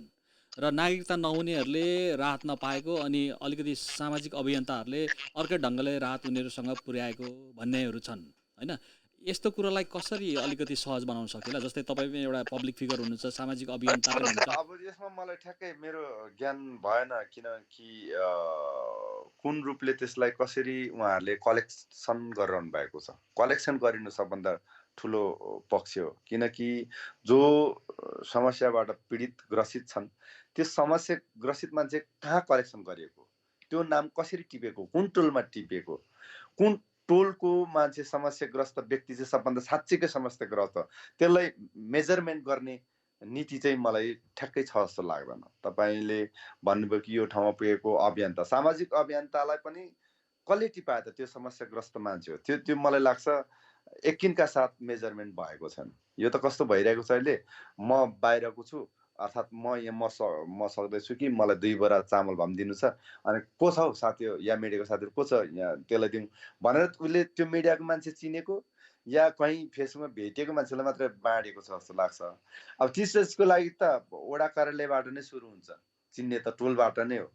वडा कार्यालयमा भित्र पनि मैले सुने अनुसार उसको पार्टीको उसको चिनेको नजिकको मान्छेलाई मात्र दिँदैछ अरे पनि भन्नुहुन्छ। तर म चाहिँ त्यो भन्दा पनि पाक्कै नै भरे खाना नै पुग्दैन, जसले चामल नै छैन उसको परिवारलाई खुवाउनु छ, जसले गिटी कुटेर उसले परिवारलाई पाल्थ्यो, गिटी कुटेर उसले चाहिँ चामलहरू ल्याउँथ्यो, हो त्यस्तोलाई चाहिँ वडा कार्यालयमा नाम टिपेर त्यो घरको, अब कसैको त नागरिकता नहुनु पनि सक्छ हैन। मेरै नागरिकता मेरो शान्तिनगरमा छ, यही यो म अहिले नक्सलमा बोलिरहेको छु, मलाई अहिले ठ्याक्कै चाहियो भने त नचाहनु, तर म नेपाली हुँ, यो समस्या अहिले नेपालीको भएको हुनाले, हाम्रो भएको हुनाले चाहिँ उनीहरूलाई नागरिकतै नखोज्दिन र उसको समस्या साथै मेजरमेन्ट नीति भयो भने चाहिँ ठ्याक्कै समस्या भएको मान्छेले पनि पाउँछ। र अब जस्तो गाउँ जान मान्छेहरू पनि अहिले हिँडेर राति राति पनि गइरहेछ भन्ने छैन, सुनेको कुरा हो, मैले सुनेको कुरालाई त तपाईँहरू मिडिया मार्फत भन्नु मिल्दैन। तर हो चाहिँ त्यस्तो व्यक्तिहरूलाई त आर्मी छ, पुलिस छ, अहिलेसम्म त अर्को जिल्ला टु अर्को जिल्ला लान सक्ने क्षमता उनीहरूसँग गाडी छ, घरमै लकडाउन हुनुभन्दा त उनीहरूको अफिसमै लकडाउन हुनुभन्दा त्यो गाडीले पुर्याइदिनु पनि सक्छ। र तर पुर्याइसकेपछि पनि उसको घरभित्र क्वारेन्टाइनमा 15 दिन राखेर हो कि होइन, अब त्यसको लागि पनि अब एकैचोटि गर्न सक्ने किट्स पनि छैन होला मलाई लाग्छ हाम्रो देशमा। मलाई लाग्छ लोथिङ करलाई एकैचोटि जताउन भन्यो भने पनि त्यो समाधान छैन जस्तो लाग्छ। तर जसलाई त्यसको सिम्टम्स छ र जो गाउँ गएको हो उसलाई त, र गाउँबाट यता आउन चाहिरहेको, फेरि अहिले उल्टो प्रब्लम के भइरहेछ रे भन्दाखेरि गाउँ गए अब फेरि अब गाउँबाट यता आउन चाहिरहेछ, त्यो प्रब्लम छ। र यो अझै इन्डिया सीमाकृत क्षेत्रहरू चाहिँ झनै डेन्जर एरिया हो रे भनेको कारण चाहिँ ती मान्छेले यता आएर फेरि डराएर, अब त्यसको लागि प्रत्येकलाई जाँच गराउने किट्स पनि छैन भन्ने पनि सुन्छु। अब त्यस्तोलाई चाहिँ बरु घरमै राखेर निर्कुल गरेर चेकिङ गराएर मात्र ल्यायो भने चाहिँ यसको समाधान हुनसक्छ र यो रोग फैलाइँदैन पनि। र मैले अघि नै भने कि वडामा जसले चाहिँ अभियन्ता साथीहरूले पनि साँच्चीको समस्याग्रस्त व्यक्तिहरू खोजेर, नागरिकता नखोजेर नेपालीको नाताले उसको घर हेरेर उसको वस्तुस्थिति हेरेर त्यो दियो भने चाहिँ ठ्याक्कै सहयोग पीडित पक्षमा साँच्चीकै पुग्छ जस्तो लाग्छ। नत्र अन्त मैले 1 बोरा दियो, कसलाई दियो, कस मार्फत दिए अनि फेसबुकमा राख्यो, मैले राहत बाँडे भने त्यो भन्दा ठुलो उपलब्धि केही पनि हुँदैन। तर त्यो उपलब्धि मेरो मानेमा चाहिँ लाग्दैन। कुनै पनि नेपाली नागरिक भोकलै मर्नु भएन कोरोना भाइरस कोभिड-19 द्वारा भएको लकडाउनमा परेर, एउटा कुरो त्यो हो नि त हैन। कुनै पनि नेपाली भोकले चाहिँ मर्नु भएन र भोकले मर्दै गरेको नेपाली यदि कसैले देख्नु भएको छ भने त्यसलाई कसरी हुन्छ खोजेर कुनै बिना शर्त राहत उनले खान पाउँछ। धेरै प्रब्लम छ तपाईको यहाँ। तपाईको त आफ्नो आकलन ल्याउला, म एउटा कलाकार भएकोले मेरो आकलन ल्याउँछु तपाईको कि काठमाडौँ भ्याली भित्र मात्रै तपाईको 4-5 हजार चाहिँ चाहिने रेस्टुरेन्टमा दोहोरी गीत गाउने गायिकाहरू, बाजा गाजा बजाउनेहरू आज काम गरेर भरे भाडा तिरेर आफ्नो छोराछोरी पढाएर या आफ्नो सङ्गीत उद्योग चलाउने मान्छेहरू त यहाँ त यति धेरै मान्छेहरू गाह्रो छ, स्थिति छ। अब त्यो स्थितिलाई सरकारले तोकेको छैन। अब हामीले चिनजान भएकोलाई साह्रो पर्नेलाई भित्री दिएर, अब त्यसले त्यो चाहिँ लङ लास्टिङ जाँदैन। त्यो सहयोग ल लास्टिङ पुग्ने मसँग पैसा त्यति धेरै छैन, जति मैले सहयोग गर्न चाहन्छु मसँग पनि मन भएर हुँदैन। मैले पनि प्रशस्त त्यसरी नै अकुत सम्पत्ति कमाएको हुनु पर्यो ताकि मैले सहयोग गर्न सक्ने खालको सम्पत्ति मैले सञ्चालन गरौँ कि यो मान्छे 4000 मान्छे म्युजिसियनहरू अड्केको छ, म्युजिसियनहरू खान पुग्दैन अनि म दिउँ। त्यो कारणले मैले भन्दा मैले त त्यो चिजलाई सन्देश पुर्याउने सरकारमा हो। सरकारसँग त राहत छ, सरकारसँग फन्ड राइट छ, सरकार महानुभाव हो हाम्रो, किनभने हामीले जिताएको हामीले पठाएको हाम्रो लागि कर्तव्यनिष्ठ त उहाँहरू हुनु पर्यो, निष्ठा हुनु पर्यो। अब यो त यहीँ भित्रको यति धेरै कथा छ भने त यहाँ मजदुरहरू कति थियो? आज तपाईँको एउटा मात्र चोकमा पालिस गरेर जीवनयापन गर्ने पालिस गर्नेलाई के भन्छ अब त्यो होइन, या कार्पेन्टर त यति धेरै मान्छेहरू छन् नि यहाँ पीडित। त्यो निर्कुल गर्नु पर्यो, त्यो खोजी गर्नु पर्यो सरकारले। गाह्रो छ, समस्या हल गर्न निकै प्रब्लम छ, तर त्यसको लागि तपाईँ हामी नै जागरुक बन्ने अवस्था चाहिँ छ। यसमा दुईटा एउटा विकल्प देख्छु म। एउटा सरकारको तर्फबाट एउटा अभिभावकको नाताले यी सबै कुरोको उचित अनुगमन गरेर मेजरमेन्ट गरेर पत्ता लगाएर त्यसको व्यवस्थापन त्यो विपदकालीन फन्डबाट चाहिँ फन्डको सदुपयोग गर्ने एउटा सरकारले त्यो चाहिँ इमिडिएट एक्सन सरकारले त्यो गर्नै पर्छ। सरकारले कतिसम्म भ्याउँछ इमान्दार साथ। एक नम्बर 2 चाहिँ दायित्व कता जान्छ भने समाजमा स्थापित धनाढ्यहरू व्यापारीहरू जोसँग प्रशस्त सम्पत्ति छन्, बाँड्दाखेरि पनि सकिँदैन होइन, उनीहरूले केही प्रतिशत चाहिँ यो बेलामा डोनेट गरेर एउटा सामूहिक फन्ड क्रिएट गरेर सरकारले गरेको चाहिँ एउटा राहत वितरणमा सबै मानिसले खानु पाएको अथवा राहत पाएको सुनिश्चितता गराउनु, यो दुईटा माध्यमबाट गर्नु सक्यो भने उचित हुन्छ जस्तो लाग्छ। तपाईँलाई कस्तो लाग्छ सर? हो त्यो नै हो। अब मैले भने नि मसँग जस्तै अब तपाईहरु भनेको एउटा हैन, जस्तै तपाईहरु भनेको एउटा पब्लिक फिगर हो। अब जस्तै तपाईहरुले चाहिँ एउटा एम्बासडरको काम गरिदिनु भयो भने तपाईहरुको विश्वासमा धनाढ्य जनहरुले मुट्ठी खोलिदिनु भयो भने पनि त ठुलो काम बन्छ हैन। आज तपाईहरु नै अब के रे चुपचाप बस्दिनु भयो भने त फेरि नेपाली यहाँ त हो त्यो अब यहाँ हामी नेपालीहरू माझ चाहिने फोर्समै चाहिने पर्नुभएका धनाढ्यहरू पनि हुनुहुन्छ। जबरजस्ती त हामीले गर्नु मिल्दैन, सरकारले पनि मिल्दैन कि बाँड्नै पर्छ, तिमीसँग अकुत पैसा कमाएका छौ त्यो सेवा गर्नै पर्छ। सेवा भन्ने चिजहरू जबरजस्ती कहिले पनि हुँदैन, मनले हुने चिजहरू। अब हामीसँग मन छ, सम्पत्ति नहुनु पनि सक्छ, तर खालि हामी उहाँहरूसँग हामी हात नफैलाउँ। सरकारसँगै फन्ड राइट्स छ क्या प्रशस्त मात्रामा। त्यो खालि ठ्याक मान्छे समस्याग्रस्त मान्छेको आफ्नो आफन्त हाम्रो मान्छे हाम्रो पार्टीको मान्छेलाई होइन कि साँच्चै यो मान्छे समस्याग्रस्त त छ, त्यसलाई चाहिँ बाँड्नुपर्छ भन्ने जस्तो नाम टिपाएर गऱ्यो भने चाहिँ मलाई लाग्छ त्यो जतिको सान्दर्भिक, त्यो जतिको पावरफुल दायित्व चाहिँ अरू छैन जस्तो लाग्छ। ठिक छ, सरले पनि यो बारेमा अलिकति बोलिदिनु भयो, धन्यवाद तपाईँलाई। जस्तै सरकारमा दबाब पुगोस् र चाहिँ नेपालका चाहिँ एउटा धनाढ्यहरूमा पनि यो आवाज पुगोस्, जसले गर्दाखेरि एउटा पब्लिक फिगरको इनिसिएसनमा, जस्तै तपाईँहरू जस्तो इनिसिएसन थुप्रै कलाकार हुनुहुन्छ, उहाँहरूको इनिसिएसनमा एउटा छुट्टै किसिमको ऐक्यबद्धता भएर चाहिँ सम्पूर्ण नेपालीको उद्धार भन्नाले विपत्तिमा परेका नेपालीहरूको चाहिँ खान नपाएका नेपालीहरूको उद्धार हुनुपर्छ र होस् भन्ने हामी आह्वान गर्दछौँ। र चाहिँ तपाईँको अब तपाईँलाई अर्को प्रश्न मेरो के छ भने तपाईँको सीमामा अहिले भारतीय सीमामा खुल्ला सिमानामा उताबाट आउन चाहने नेपालीहरू, जस्तै अस्ति मैले एउटा तपाईँको विजय डालमियाज्यूको मैले अन्तर्वार्ता लिएँ। पानी ट्याङ्की बागडुग्रातिर 500 नेपाली अहिले अलपत्र छन् यता आउनु चाहने, सरकारले ल्याउनु सकेको छैन। अब तलतिरको बोर्डरमा कति छन् होइन। अब एउटा नेपालीले चाहिँ घर आउँछु म मातृभूमि जान्छु, मेरो मातृभूमिमा म जे भयो नि उहीँ मर्न चाहन्छु भन्नु पनि नपाउनु र आफ्नो देश पनि फर्काउनु पाउने एउटा विडम्बनापूर्ण अवस्था छ। यस्तो अवस्थामा चाहिँ सरकारले उनीहरूलाई उतै राख्नुपर्छ या के गर्नुपर्छ तपाईँको धारणा पनि राखिदिनुहोस्। तपाईँले बोल्नुभयो भने त्यो एउटा आधिकारिक बन्छ। होइन यो विषयमा त अस्ति फेसबुक स्ट्याटस पनि लेखेको थिएँ जस्तो लाग्छ मलाई, किनकि जो नेपाली हो नेपालीको अधिकार रहन्छ आफ्नो भूमिमा आउन, बस्न, मर्न, पाउन, बाँच्न, गर्न, हरेक चिज उसको जे राष्ट्रले दिने अधिकार हो उसँग रहन्छ। त्यो कारणले यस मानेमा चाहिँ सरकार नबोलिरहेको जस्तो लाग्छ मलाई र उनीहरूले दायित्व वहन गर्न सकिरहेको छैन। मैले चाहिँ धनगढीको तपाईँले यो यता कागड भिट्टाको केस भनौँ, मैले चाहिँ धनगढीको केस सुनेको थिएँ। त्यो उताबाट इन्डियनले 10-15 दिन त राख्यो उनीहरूलाई, त्यसपछि ल अब यत्रो दिन हाम्रो सरकारमा राख्दैन, तिमीहरू आफ्नो देश जाऊ भन्दा हाम्रो देशको नेताहरूले नल्याएको रे भन्यो। रेमा छु म, प्राय रेमा बोल्नै चाहन्न, तर खेर तपाईँले कुरा गर्ने अनुसार चाहिँ त्यस्तो मान्छेहरू यहाँ आउनु पाउनुपर्छ र उसलाई सेल्फ क्वारेन्टाइनमा 15 दिन राखेर फेरि छोडिदिनुपर्छ। जो जति हो, जति चाहे लाखै आओस् या करोडै आओस् बाहिरबाट भएका, र करोड त छँदै नै छैन हरेक सबै आइपुग्दा पनि, तर लाखौँ आउन खोज्नेलाई चाहिँ सीमामा चाहिने क्वारेन्टाइनमा जाँच गरेर प्रत्येक एक व्यक्तिलाई जाँच गरेर आउन दिँदा त्यो सबैभन्दा ठुलो नेपाली हुनुको चाहिने दायित्व हो जस्तो लाग्छ सरकारलाई पनि, या त त्यहाँ भएका पदाधिकारीहरू या पुलिस सेक्युरिटीको हुनुहुन्छ उहाँहरूलाई नेपाल फर्काउनु पर्छ र नेपालभित्र 15 दिनको क्वारेन्टाइन सेल्फ क्वारेन्टाइनमा राखेर घर छोडिदिनु पर्छ जस्तो लाग्छ मलाई। त्यही नेपाल सरकारले त्यति पनि गर्न नसक्नु, त्यो त सरकारको नालायकीपन नै भयो एउटा सोझो हिसाबले हेर्दाखेरि पनि।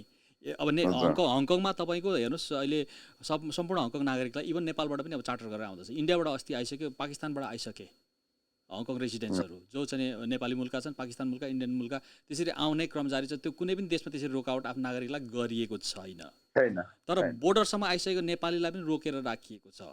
यो एउटा चाहिँ दयनीय अवस्था छ। यो सरकारको नालायकीपन त पुष्टि भएको छ। यसलाई चाहिँ न्यूनीकरण गरेर यसलाई चाहिँ सुधार ल्याउनुपर्छ भन्ने तपाईँको आह्वान पनि एकदम सराहनीय रह्यो सर। अनि अर्को कुरो जस्तै अब तपाईँको बोर्डरमा आइसकेको नेपालीहरूलाई चाहिँ इन्ट्री गर्नु सकेको छैन नेपाल सरकारले भन्दाखेरि, अब बाहिर चाहिँ मजदुरी गर्न गएका नेपालीहरू पनि त्यतिकै मुलुक आउन चाहन्छन्। हेर्नुहोस् मिडल इस्टबाट अरू देशबाट, होइन, उहाँहरूलाई पनि ल्याउने प्रबन्ध गरिएको छैन। त्यो उहाँहरूलाई चाहिँ अलिकति टाढा भएको कारणले सरकारले अब हाम्रो कुनै व्यवस्थापन गरेको छैन। टाढा होइन, यस्तो छ अब कतिपय अवस्था हाम्रै भाइहरू पनि हुनुहुन्थ्यो जसले चाहिँ कोरियामा काम गरिरहनु भएको थियो, तर 2 महिनादेखि उहाँहरू नेपालमा लकडाउनमा अड्केको हुनाले 2 महिनामा त्यहाँको कम्पनीहरूले के भन्छ अरे, तैँले पाउने रकम त पाउँदैनस् र तैँले पछि पाउने अक्षय कोष भन्छ काम गरिरहेको, कसले 4 वर्ष कोरियामा काम गर्थ्यो इपिएसमा गएको मान्छेहरू 4 वर्षको अक्षय कोष त पाउँदैनस्। अब यो अर्को मन्थ आइनस् भने चाहिँ तिमीहरूको जागिर पनि गयो र तिमीहरूको इपिएस स्वत खारेज हुनेछ, भिसा खारेज हुनेछ भनेपछि त अत्यन्त ठुलो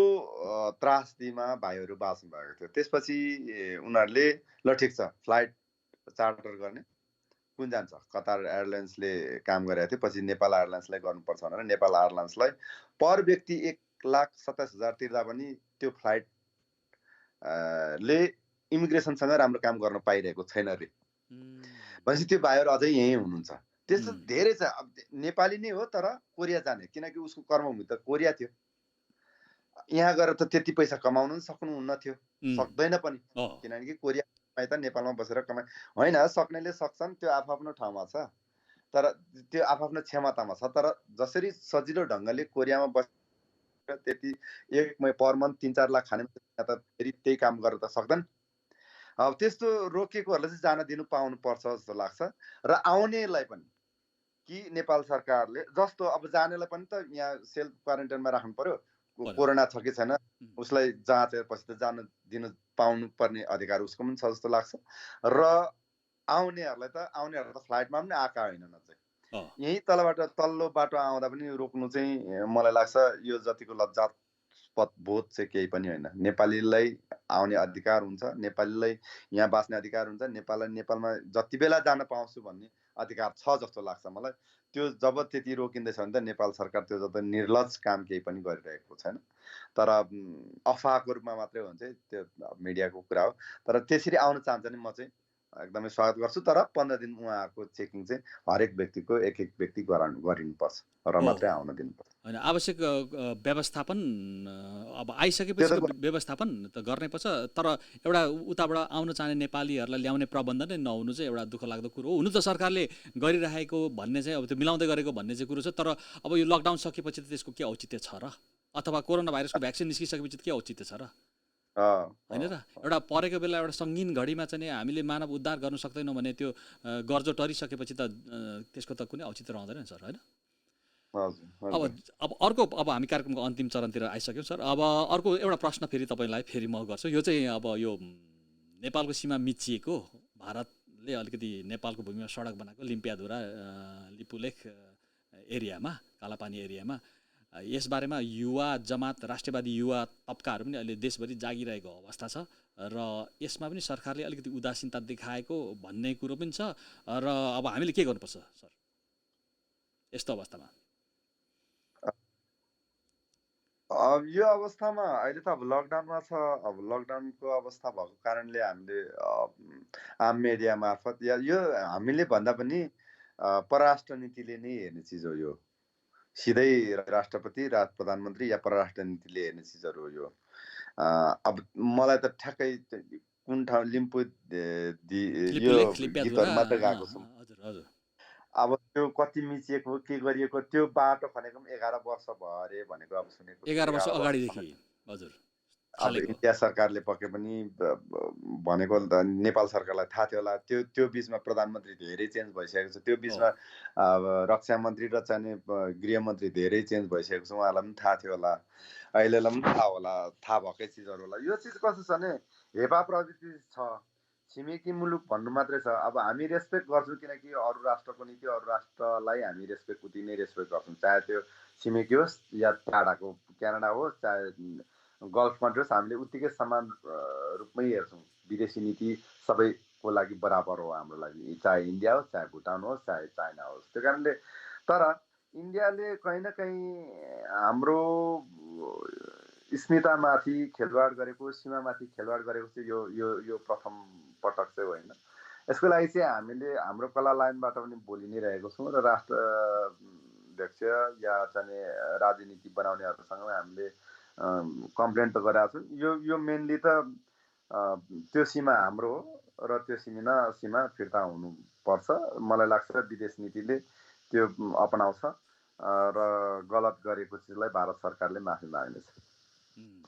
हस्, धन्यवाद। यो बारेमा तपाईँले एउटा आह्वान गरिदिनु भयो। अहिले चाहिँ हरेक देशभक्त नेपालीहरू सीमा मिचिएको बारेमा धेरै नै क्रुद्ध छन् र सडकमा उत्रिएका पनि छन्। सडकमा उत्रिँदाखेरि पनि प्रहरीले उनीहरूलाई चाहिँ अब कोरोना भाइरस लकडाउनको उल्लङ्घन गरेको नाममा डिस्पर्स गरेर त्यो भिडलाई चाहिँ तपाईँको गरेको थियो। अस्ति काठमाडौँमा पनि कोरोना भाइरस इन्ट्री भइसके पश्चात त्यो अलिकति साम्य भएको छ। अहिले लकडाउन फेरि कडा गरेपछि त्यो सडकमा प्रदर्शनी कम गरेको छ। धरानमा पनि हल्का फुल्का चाहिँ भइरहेको अवस्था छ। तर त्यो चाहिँ सीमा मिचिएको कुरो कुनै पनि हालतमा नेपाली राष्ट्रवादी नेपालीहरूलाई चाहिँ स्वीकार्य चाहिँ हुँदैनन् होइन। अब हामीले एकैबद्धता यो विषयमा जाहेर गर्दै जानुपर्दछ सर होइन। त्यो हुँदाखेरि अब अलिकति चाहिँ हामी व्यक्तिगततिर जाउँ न है। तपाईँको शुभ विवाह कहिले हुने हो? यहाँ त हामी त चाहिँ दाँत तिखारेर बसेको त धेरै भइसक्यो।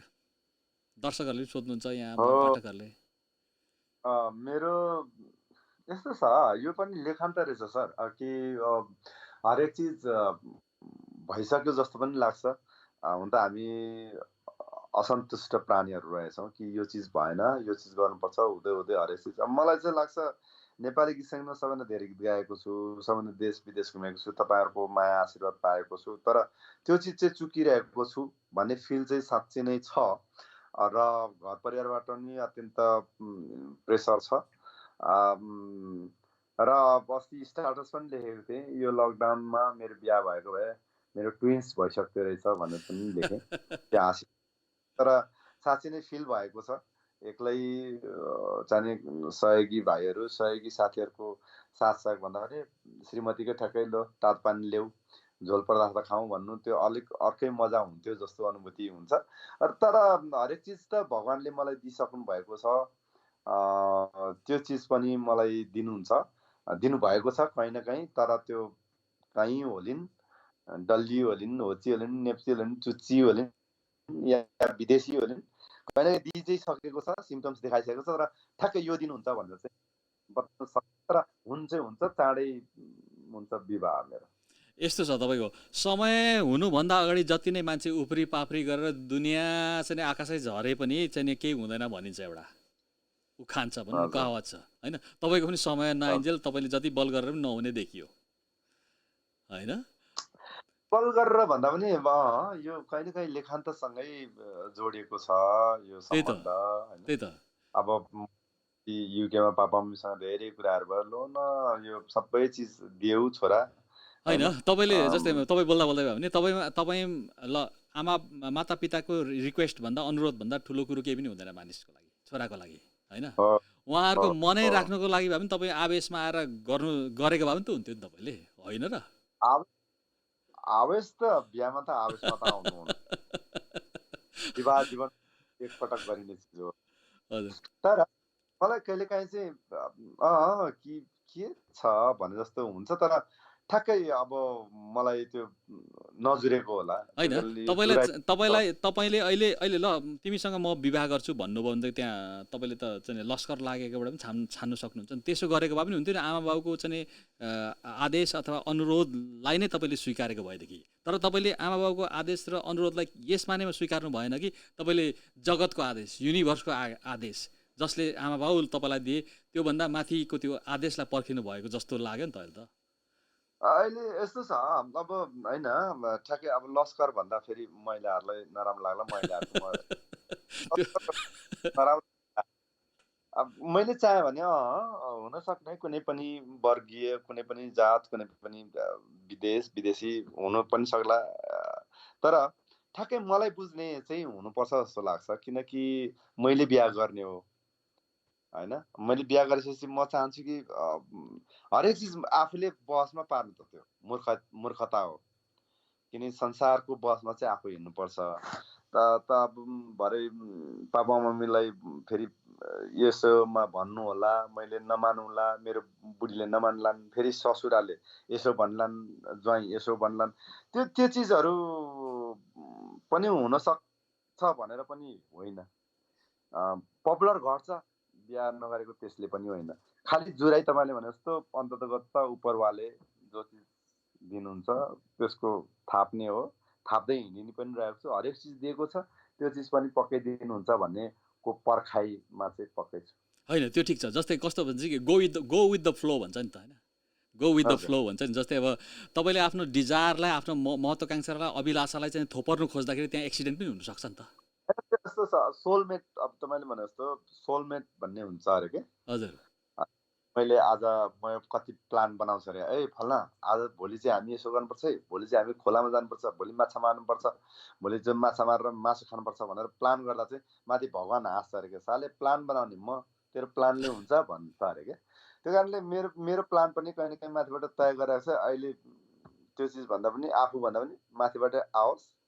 त्यो घन्टी टङ्ग बजेपछि त्यो चिज हुन्छ जस्तो पनि लागिरहेछ कहिले चाहिँ बिहा नगर्दा पनि खोइ त गौतम बुद्ध भयो बिहा छोडेर पनि धेरै सुशीलको बिहा नगरी किसुनजी सलमान खानजी बिहा नगरेको मान्छेहरू या जापानिज प्रधानमन्त्री हिजुमोजी चाहिँ बिहा नगरेको हुनुहुन्छ राजपालले बिहा गर्नु चाहिँ किन पर्छ भने जस्तो पनि लाग्छ कहिलेकाहीँ अलि आडे अडान भन्छ त्यसलाई आडे अडान पनि होइन अब त्यो गर्दा राम्रो तर तपाईँले त विवाहको लागि चाहिँ नि अडान लिनुपर्ने प्रशस्त न्यु पाउनु भएको छ पाउनुहुन्छ छ जस्तो लाग्छ जस्तै तपाईँले कम्तीमा पनि चाहिँ हाम्रो राजेश हमालजीको एजमा पुगेपछि गर्दा त भयो नि त त्यही त कतिले भन्छ होइन भन्नुहुन्छ कसैले सलमान खानले बिहा नगर्दा पनि नगर्ने त भन्नुहुन्छ छोरा गर्न पनि भन्नुहुन्छ त्यो कस्तो यसमा चाहिँ म एकदमै मेरो तर्फबाट यो यस्तो रहेछ यो मैले मेरो व्याख्यामा यस्तो लाग्यो मलाई कस्तो लाग्यो भने जस्तै कस्तो भन्दा कि तपाईँको जीवनप्रति तपाईँको आफ्नो निजी आग्रह केही पनि छैन आग्रह पूर्वाग्रह केही पनि छैन जीवन एउटा सृजना हो रचना हो त्यो जीवन रचना गरेको जीवनलाई धरतीमा छोडिन्छ त्यो जीवनले आफ्नो फर्मा आफ्नो फ्रेममा त्यो जीवन बाँच्दैन त्यो जीवनलाई जसरी छोडिएको माथिबाट त्यो बाँच्नको लागि त्यसरी त्यो जीवन बाँच्छ भनेदेखि उमा आग्रह पूर्वाग्रह रहँदैन होइन उसले चाहिँ त्यो दिएको चिजमा ऊ बाँच्छ न कि आफ्नो महत्त्वाकांक्षा थोपरेर बाँच्छ होइन भन्नु गर्दा के भनेदेखि तपाईँ एउटा पर्फेक्ट रियलाइजेसन तपाईँमा एउटा आउँछ एक दिन विवाह गर्ने कुरोमा पनि र तपाईँमा त्यो पर्फेक्ट रियलाइजेसन आइसकेपछि तपाईँको सोलमेट पनि छेउमा आउँछ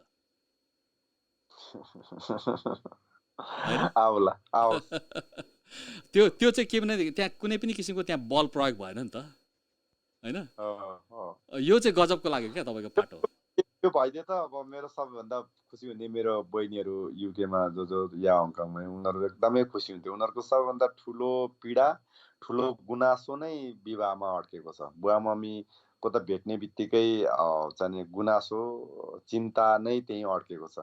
आज जिन्दगीको सबैभन्दा ठुलो लक्ष्य भनेको त मेरो बिहा हुन आँटेको। पहिले चाहिँ गायक बनौँ, आम मानिसहरूको माया पाऊँ, आशीर्वाद पाऊँ, संसारले मलाई चिनुन्, मेरो गीतहरू हिट हुन् जस्तो लाग्थ्यो। अझ त गऱ्यो भने पनि गीत हिट भइहाल्यो भन्ने जस्तो। तर अड्किरहेको लक्ष्य चाहिँ त्यही विवाहमा अड्किरहेको छु। तर त्यो चिजबाट मुक्त हुन्छु चाँडै नै। यो मलाई it's not a big deal जस्तो लाग्छ कि बिहे गर्नुपर्छ भन्ने पनि छैन। अहिले धेरै चिजहरू आएको छ, सेरोगेट्सकै आज संसारको सेलिब्रिटीहरू सेरोगेसीमा विश्वास गर्छन्। शाहरुख खानको छोरा भइसक्यो सेरोगेट्सबाट, आमिर खानको छोरा या शिल्पा शेट्टीको छोरी नै हो, करण जोहरको ट्विन्स। हरेक चिज अहिले चाहिँ संसारलाई इजी पनि बनाउँदैछ अथवा यो विवाह भन्ने कुरो चाहिँ एउटा परम्परागत एउटा पत्रकारहरूले एउटा कुनै पनि मान्छेले सोधिने एउटा सामान्य प्रश्न मात्रै हो, यो एउटा इस्यु होइन। अब मेरो लागि मैले त अस्ति भने पनि मैले सेरोगेट्स ल पापा मम्मी के छ भन्दा चाहिँ अब उहाँहरूको पुरातन सोच नै छ। हुन त papa mummy I respect always, मेरो लागि भगवान नै उहाँहरू हो। तर के छ त पापा मम्मी, यो चिज पनि तपाईँहरूलाई अर्को बाटो खोल्ने ढोका खोल्ने उपाय हो। सेरोगेट्स भन्दा चाहिँ अलिकति उहाँहरू होइन किन हामी युकेमा छौँ। हाम्रो परिवार उहिलेदेखिको धेरै पहिल्यैदेखि सन्तान डाँडा काँडा ढाकुन् भनेर त हामीले आशीर्वाद पाएको हो र त्यसरी फैली पनि रहेको छौँ।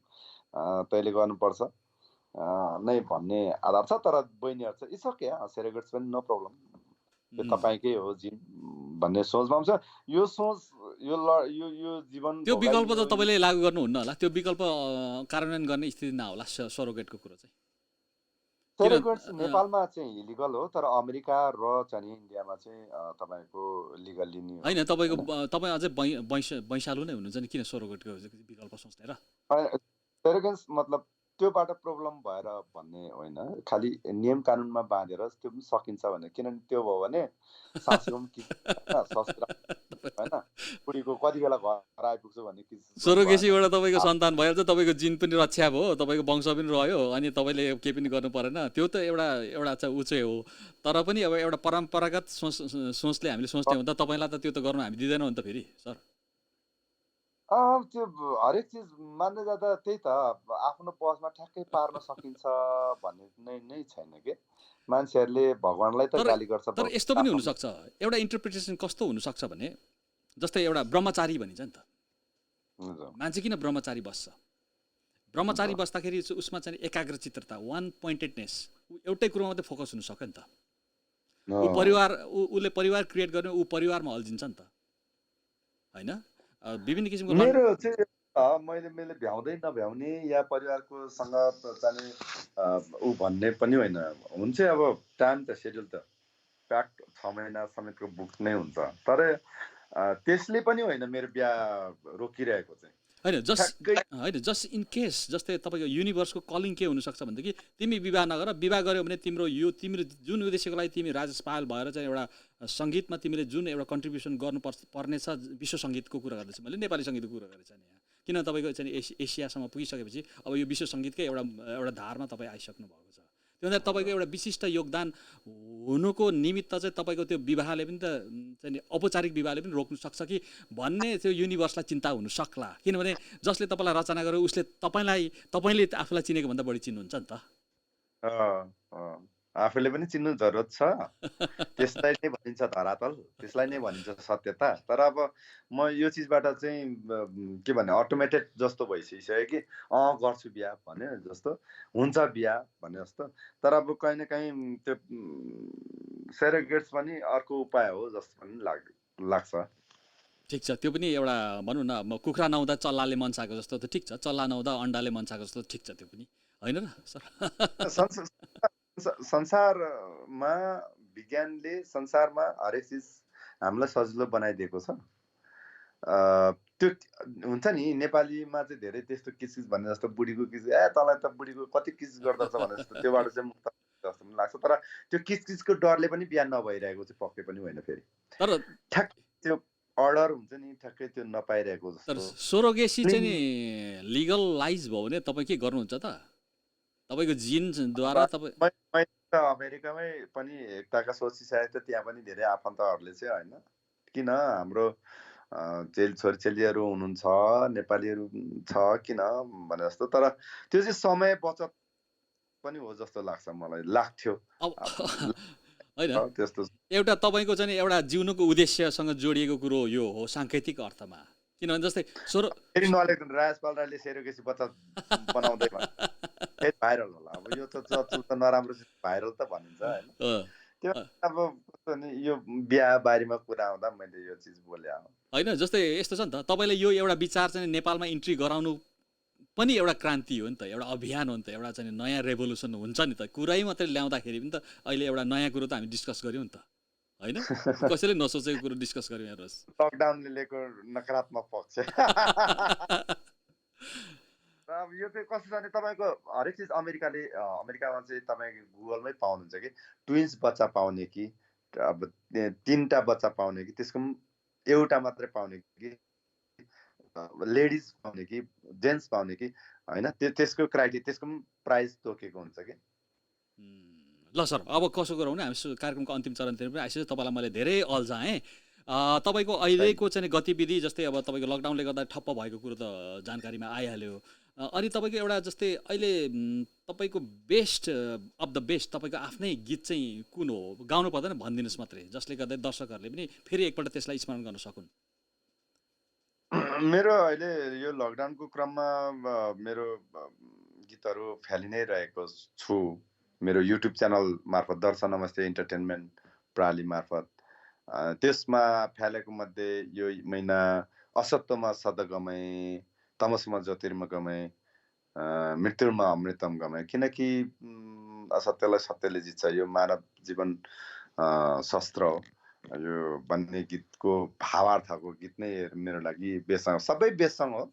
यो 5वटा औँलामा तपाईँलाई कुन औँला मन पर्दैन काटेर दिनुहोस् भन्दा दिनु नसक्ने, काटेर नदिनु भने जस्तै मेरो लागि 5 औँला, सबैको आफ्नो विशेषता, कसैको लामो छोटो होला, तर पनि मेरो लागि सबै गीतहरू त्यसरी नै राम्रा लाग्छन्। तर त्यो गीत चाहिँ अहिलेको लागि चाहिँ समय सापेक्ष त्यो गीत हो जस्तो लाग्छ। त्यो संस्कृत भाषामा नेपालीमै छ, तर त्यो स्लोगन चाहिँ कोड चाहिँ संस्कृतमा छ।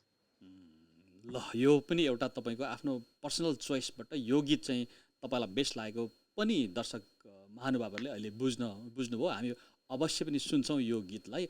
अनि अहिले तपाईँको रेकर्डिङ कार्यहरू चाहिँ के कस्तो छ? एउटा जस्तै तपाईँको एउटा प्रश्न सोधौँ न, एउटा चाहिँ तपाईँको गीत रेकर्डिङ गर्दाखेरि अहिले कतिसम्म तपाईँले चार्ज लिनुहुन्छ? कस्तो छ त्यसको नेपालमा रेकर्डिङ सिस्टमको पनि बताइदिनुहोस् एउटा अलिकति।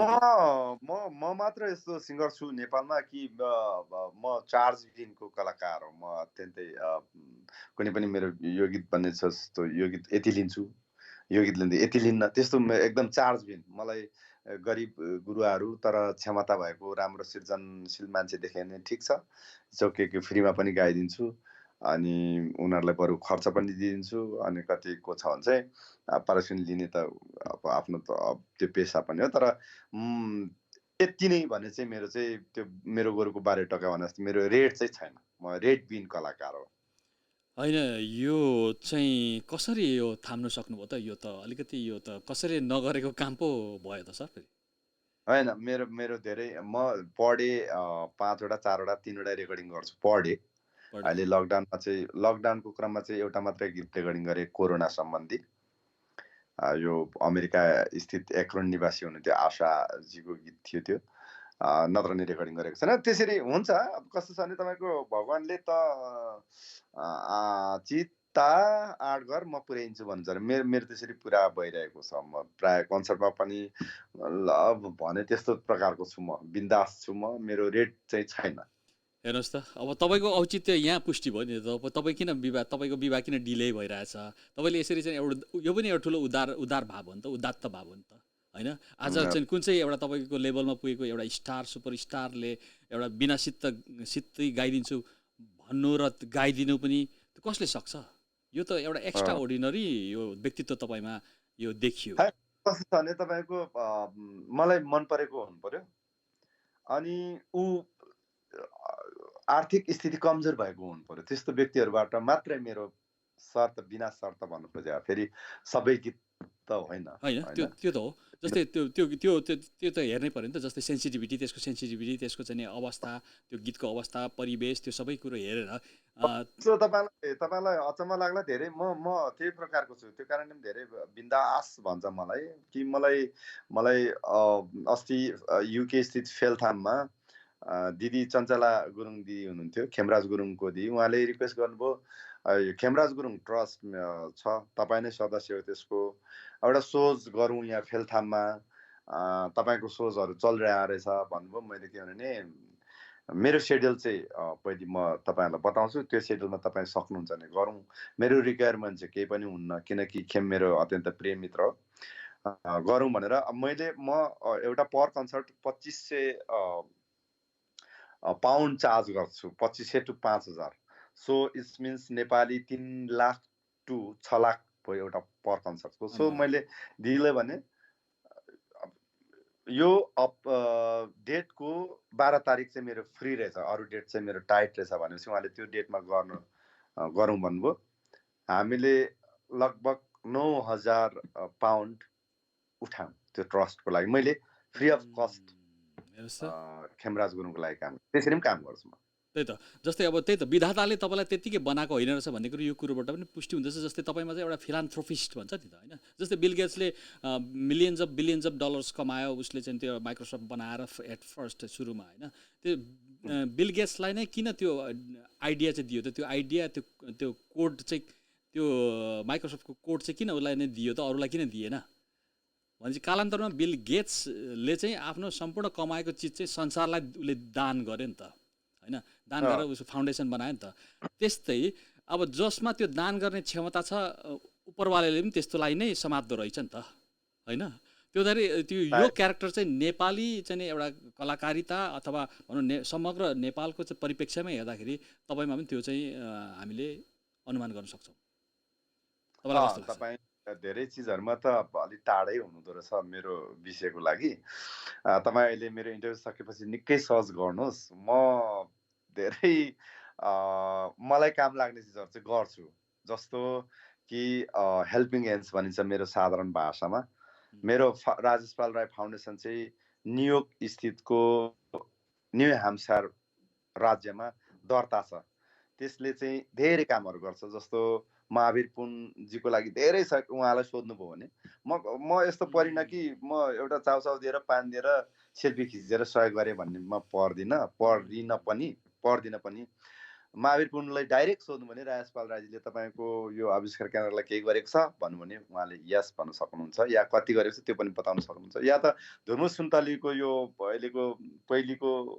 अहिलेकैमै यो ग्राउन्ड यो गौतम बुद्ध अन्तर्राष्ट्रिय क्रिकेट खेल मैदानको लागि पनि मैले धेरै सोजहरू फ्री अफ कस्ट जस्तो टाइपको त्योबाट उठेको रकमबाटको कति पर्सेन्ट भनेर त्यस्तो रकमहरू बाँडि नै रहेको हुन्छु यहाँ पनि बाँडिरहेको हुन्छु अब त्यो म बिल गेट्स हुन पनि चाहन्न बिल गेट्स होइन पनि म राजेश पाल राई हो तर मेरो बलबुताले जति भ्याउँछ ती कामहरू गर्न मलाई सजिलो पनि लाग्छ र अघि पनि भन्ने तपाईँलाई मैले म मात्र यस्तो गाएको म लेबिन गाएको जस्तो भर्खरै मात्र त्यो सेवा छ भन्छु सुन्दैनौ हुरुकै भएमा गीत राजन मुकार्मीले मलाई गीत गाउनुको लागि स्टुडियो बोलाउनु भयो दिनेश काजी बान्ताको सङ्गीत थियो मलाई त्यो यसरी मुड चल्दै गयो त्यो गीत गाउँदै गर्दा मैले पछि राजन मुकार्मीले खाममा दिने भएको 25,000 रुपियाँ मैले उहाँलाई नै फिर्ता गरिदिएँ मैले त्यस्तो पनि छु म ठिक छ तपाईँको त्यो एउटा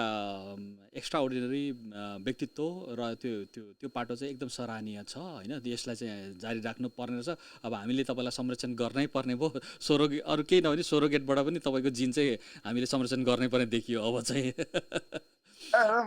मलाई लाग्छ सन्तान जन्माउने मात्रै महापुरुष हो भन्नु त म चाहन्न बिहे गर्ने मान्छे मात्रै महानतम व्यक्ति हो भन्नु त चाहन्न म त्यो कारणले बिहा नगरेको मान्छे चाहिँ फेरि महानतम त्यो पनि उल्टो पाटो पनि जान्न खालि मेरो समय सापेक्ष मलाई के ठिक लाग्छ र तपाईँलाई के ठिक लाग्छ तपाईँ गर्नुहोस् भन्न चाहन्छु अब मेरो बारे चिन्ता लिएर तपाईँ चिन्तित नहुनुहोस् भन्नु चाहिँ पक्कै मेरो मेरो मेरो क्षमतालाई मेरो गीत सङ्गीतलाई मेरो सिर्जनालाई माया गर्नु तपाईँको अधिकार छ घृणा गर्नु पनि तपाईँको अधिकार छ भरसक चाहिँ ज्यादातर चाहिँ अहिलेको स्थितिमा चाहिँ गीत सङ्गीत भन्दा पनि हामीले समसामयिक कुरा राख्ने मौका दिनुभयो। तपाईँलाई एकदमै धेरै धेरै धन्यवाद दिन चाहन्छु। हुन्छ सर, अब हाम्रो समय पनि सकिएको छ। तपाईँले अब अन्तिममा चाहिँ देश विदेशमा रहनुभएका तपाईँको चाहिँ हङकङका चाहिँ दर्शकहरूलाई, अमेरिकाका दर्शकहरूलाई जहाँबाट आज चाहिँ हेरिरहनु भएको छ अब अथवा हेर्नुहुनेछ पछि, उहाँहरू सबैलाई सङ्क्रमणमा परेका, सङ्क्रमणग्रस्त, सङ्क्रमण मुक्त, प्रियजन गुमाएका शोकित परिवारहरूलाई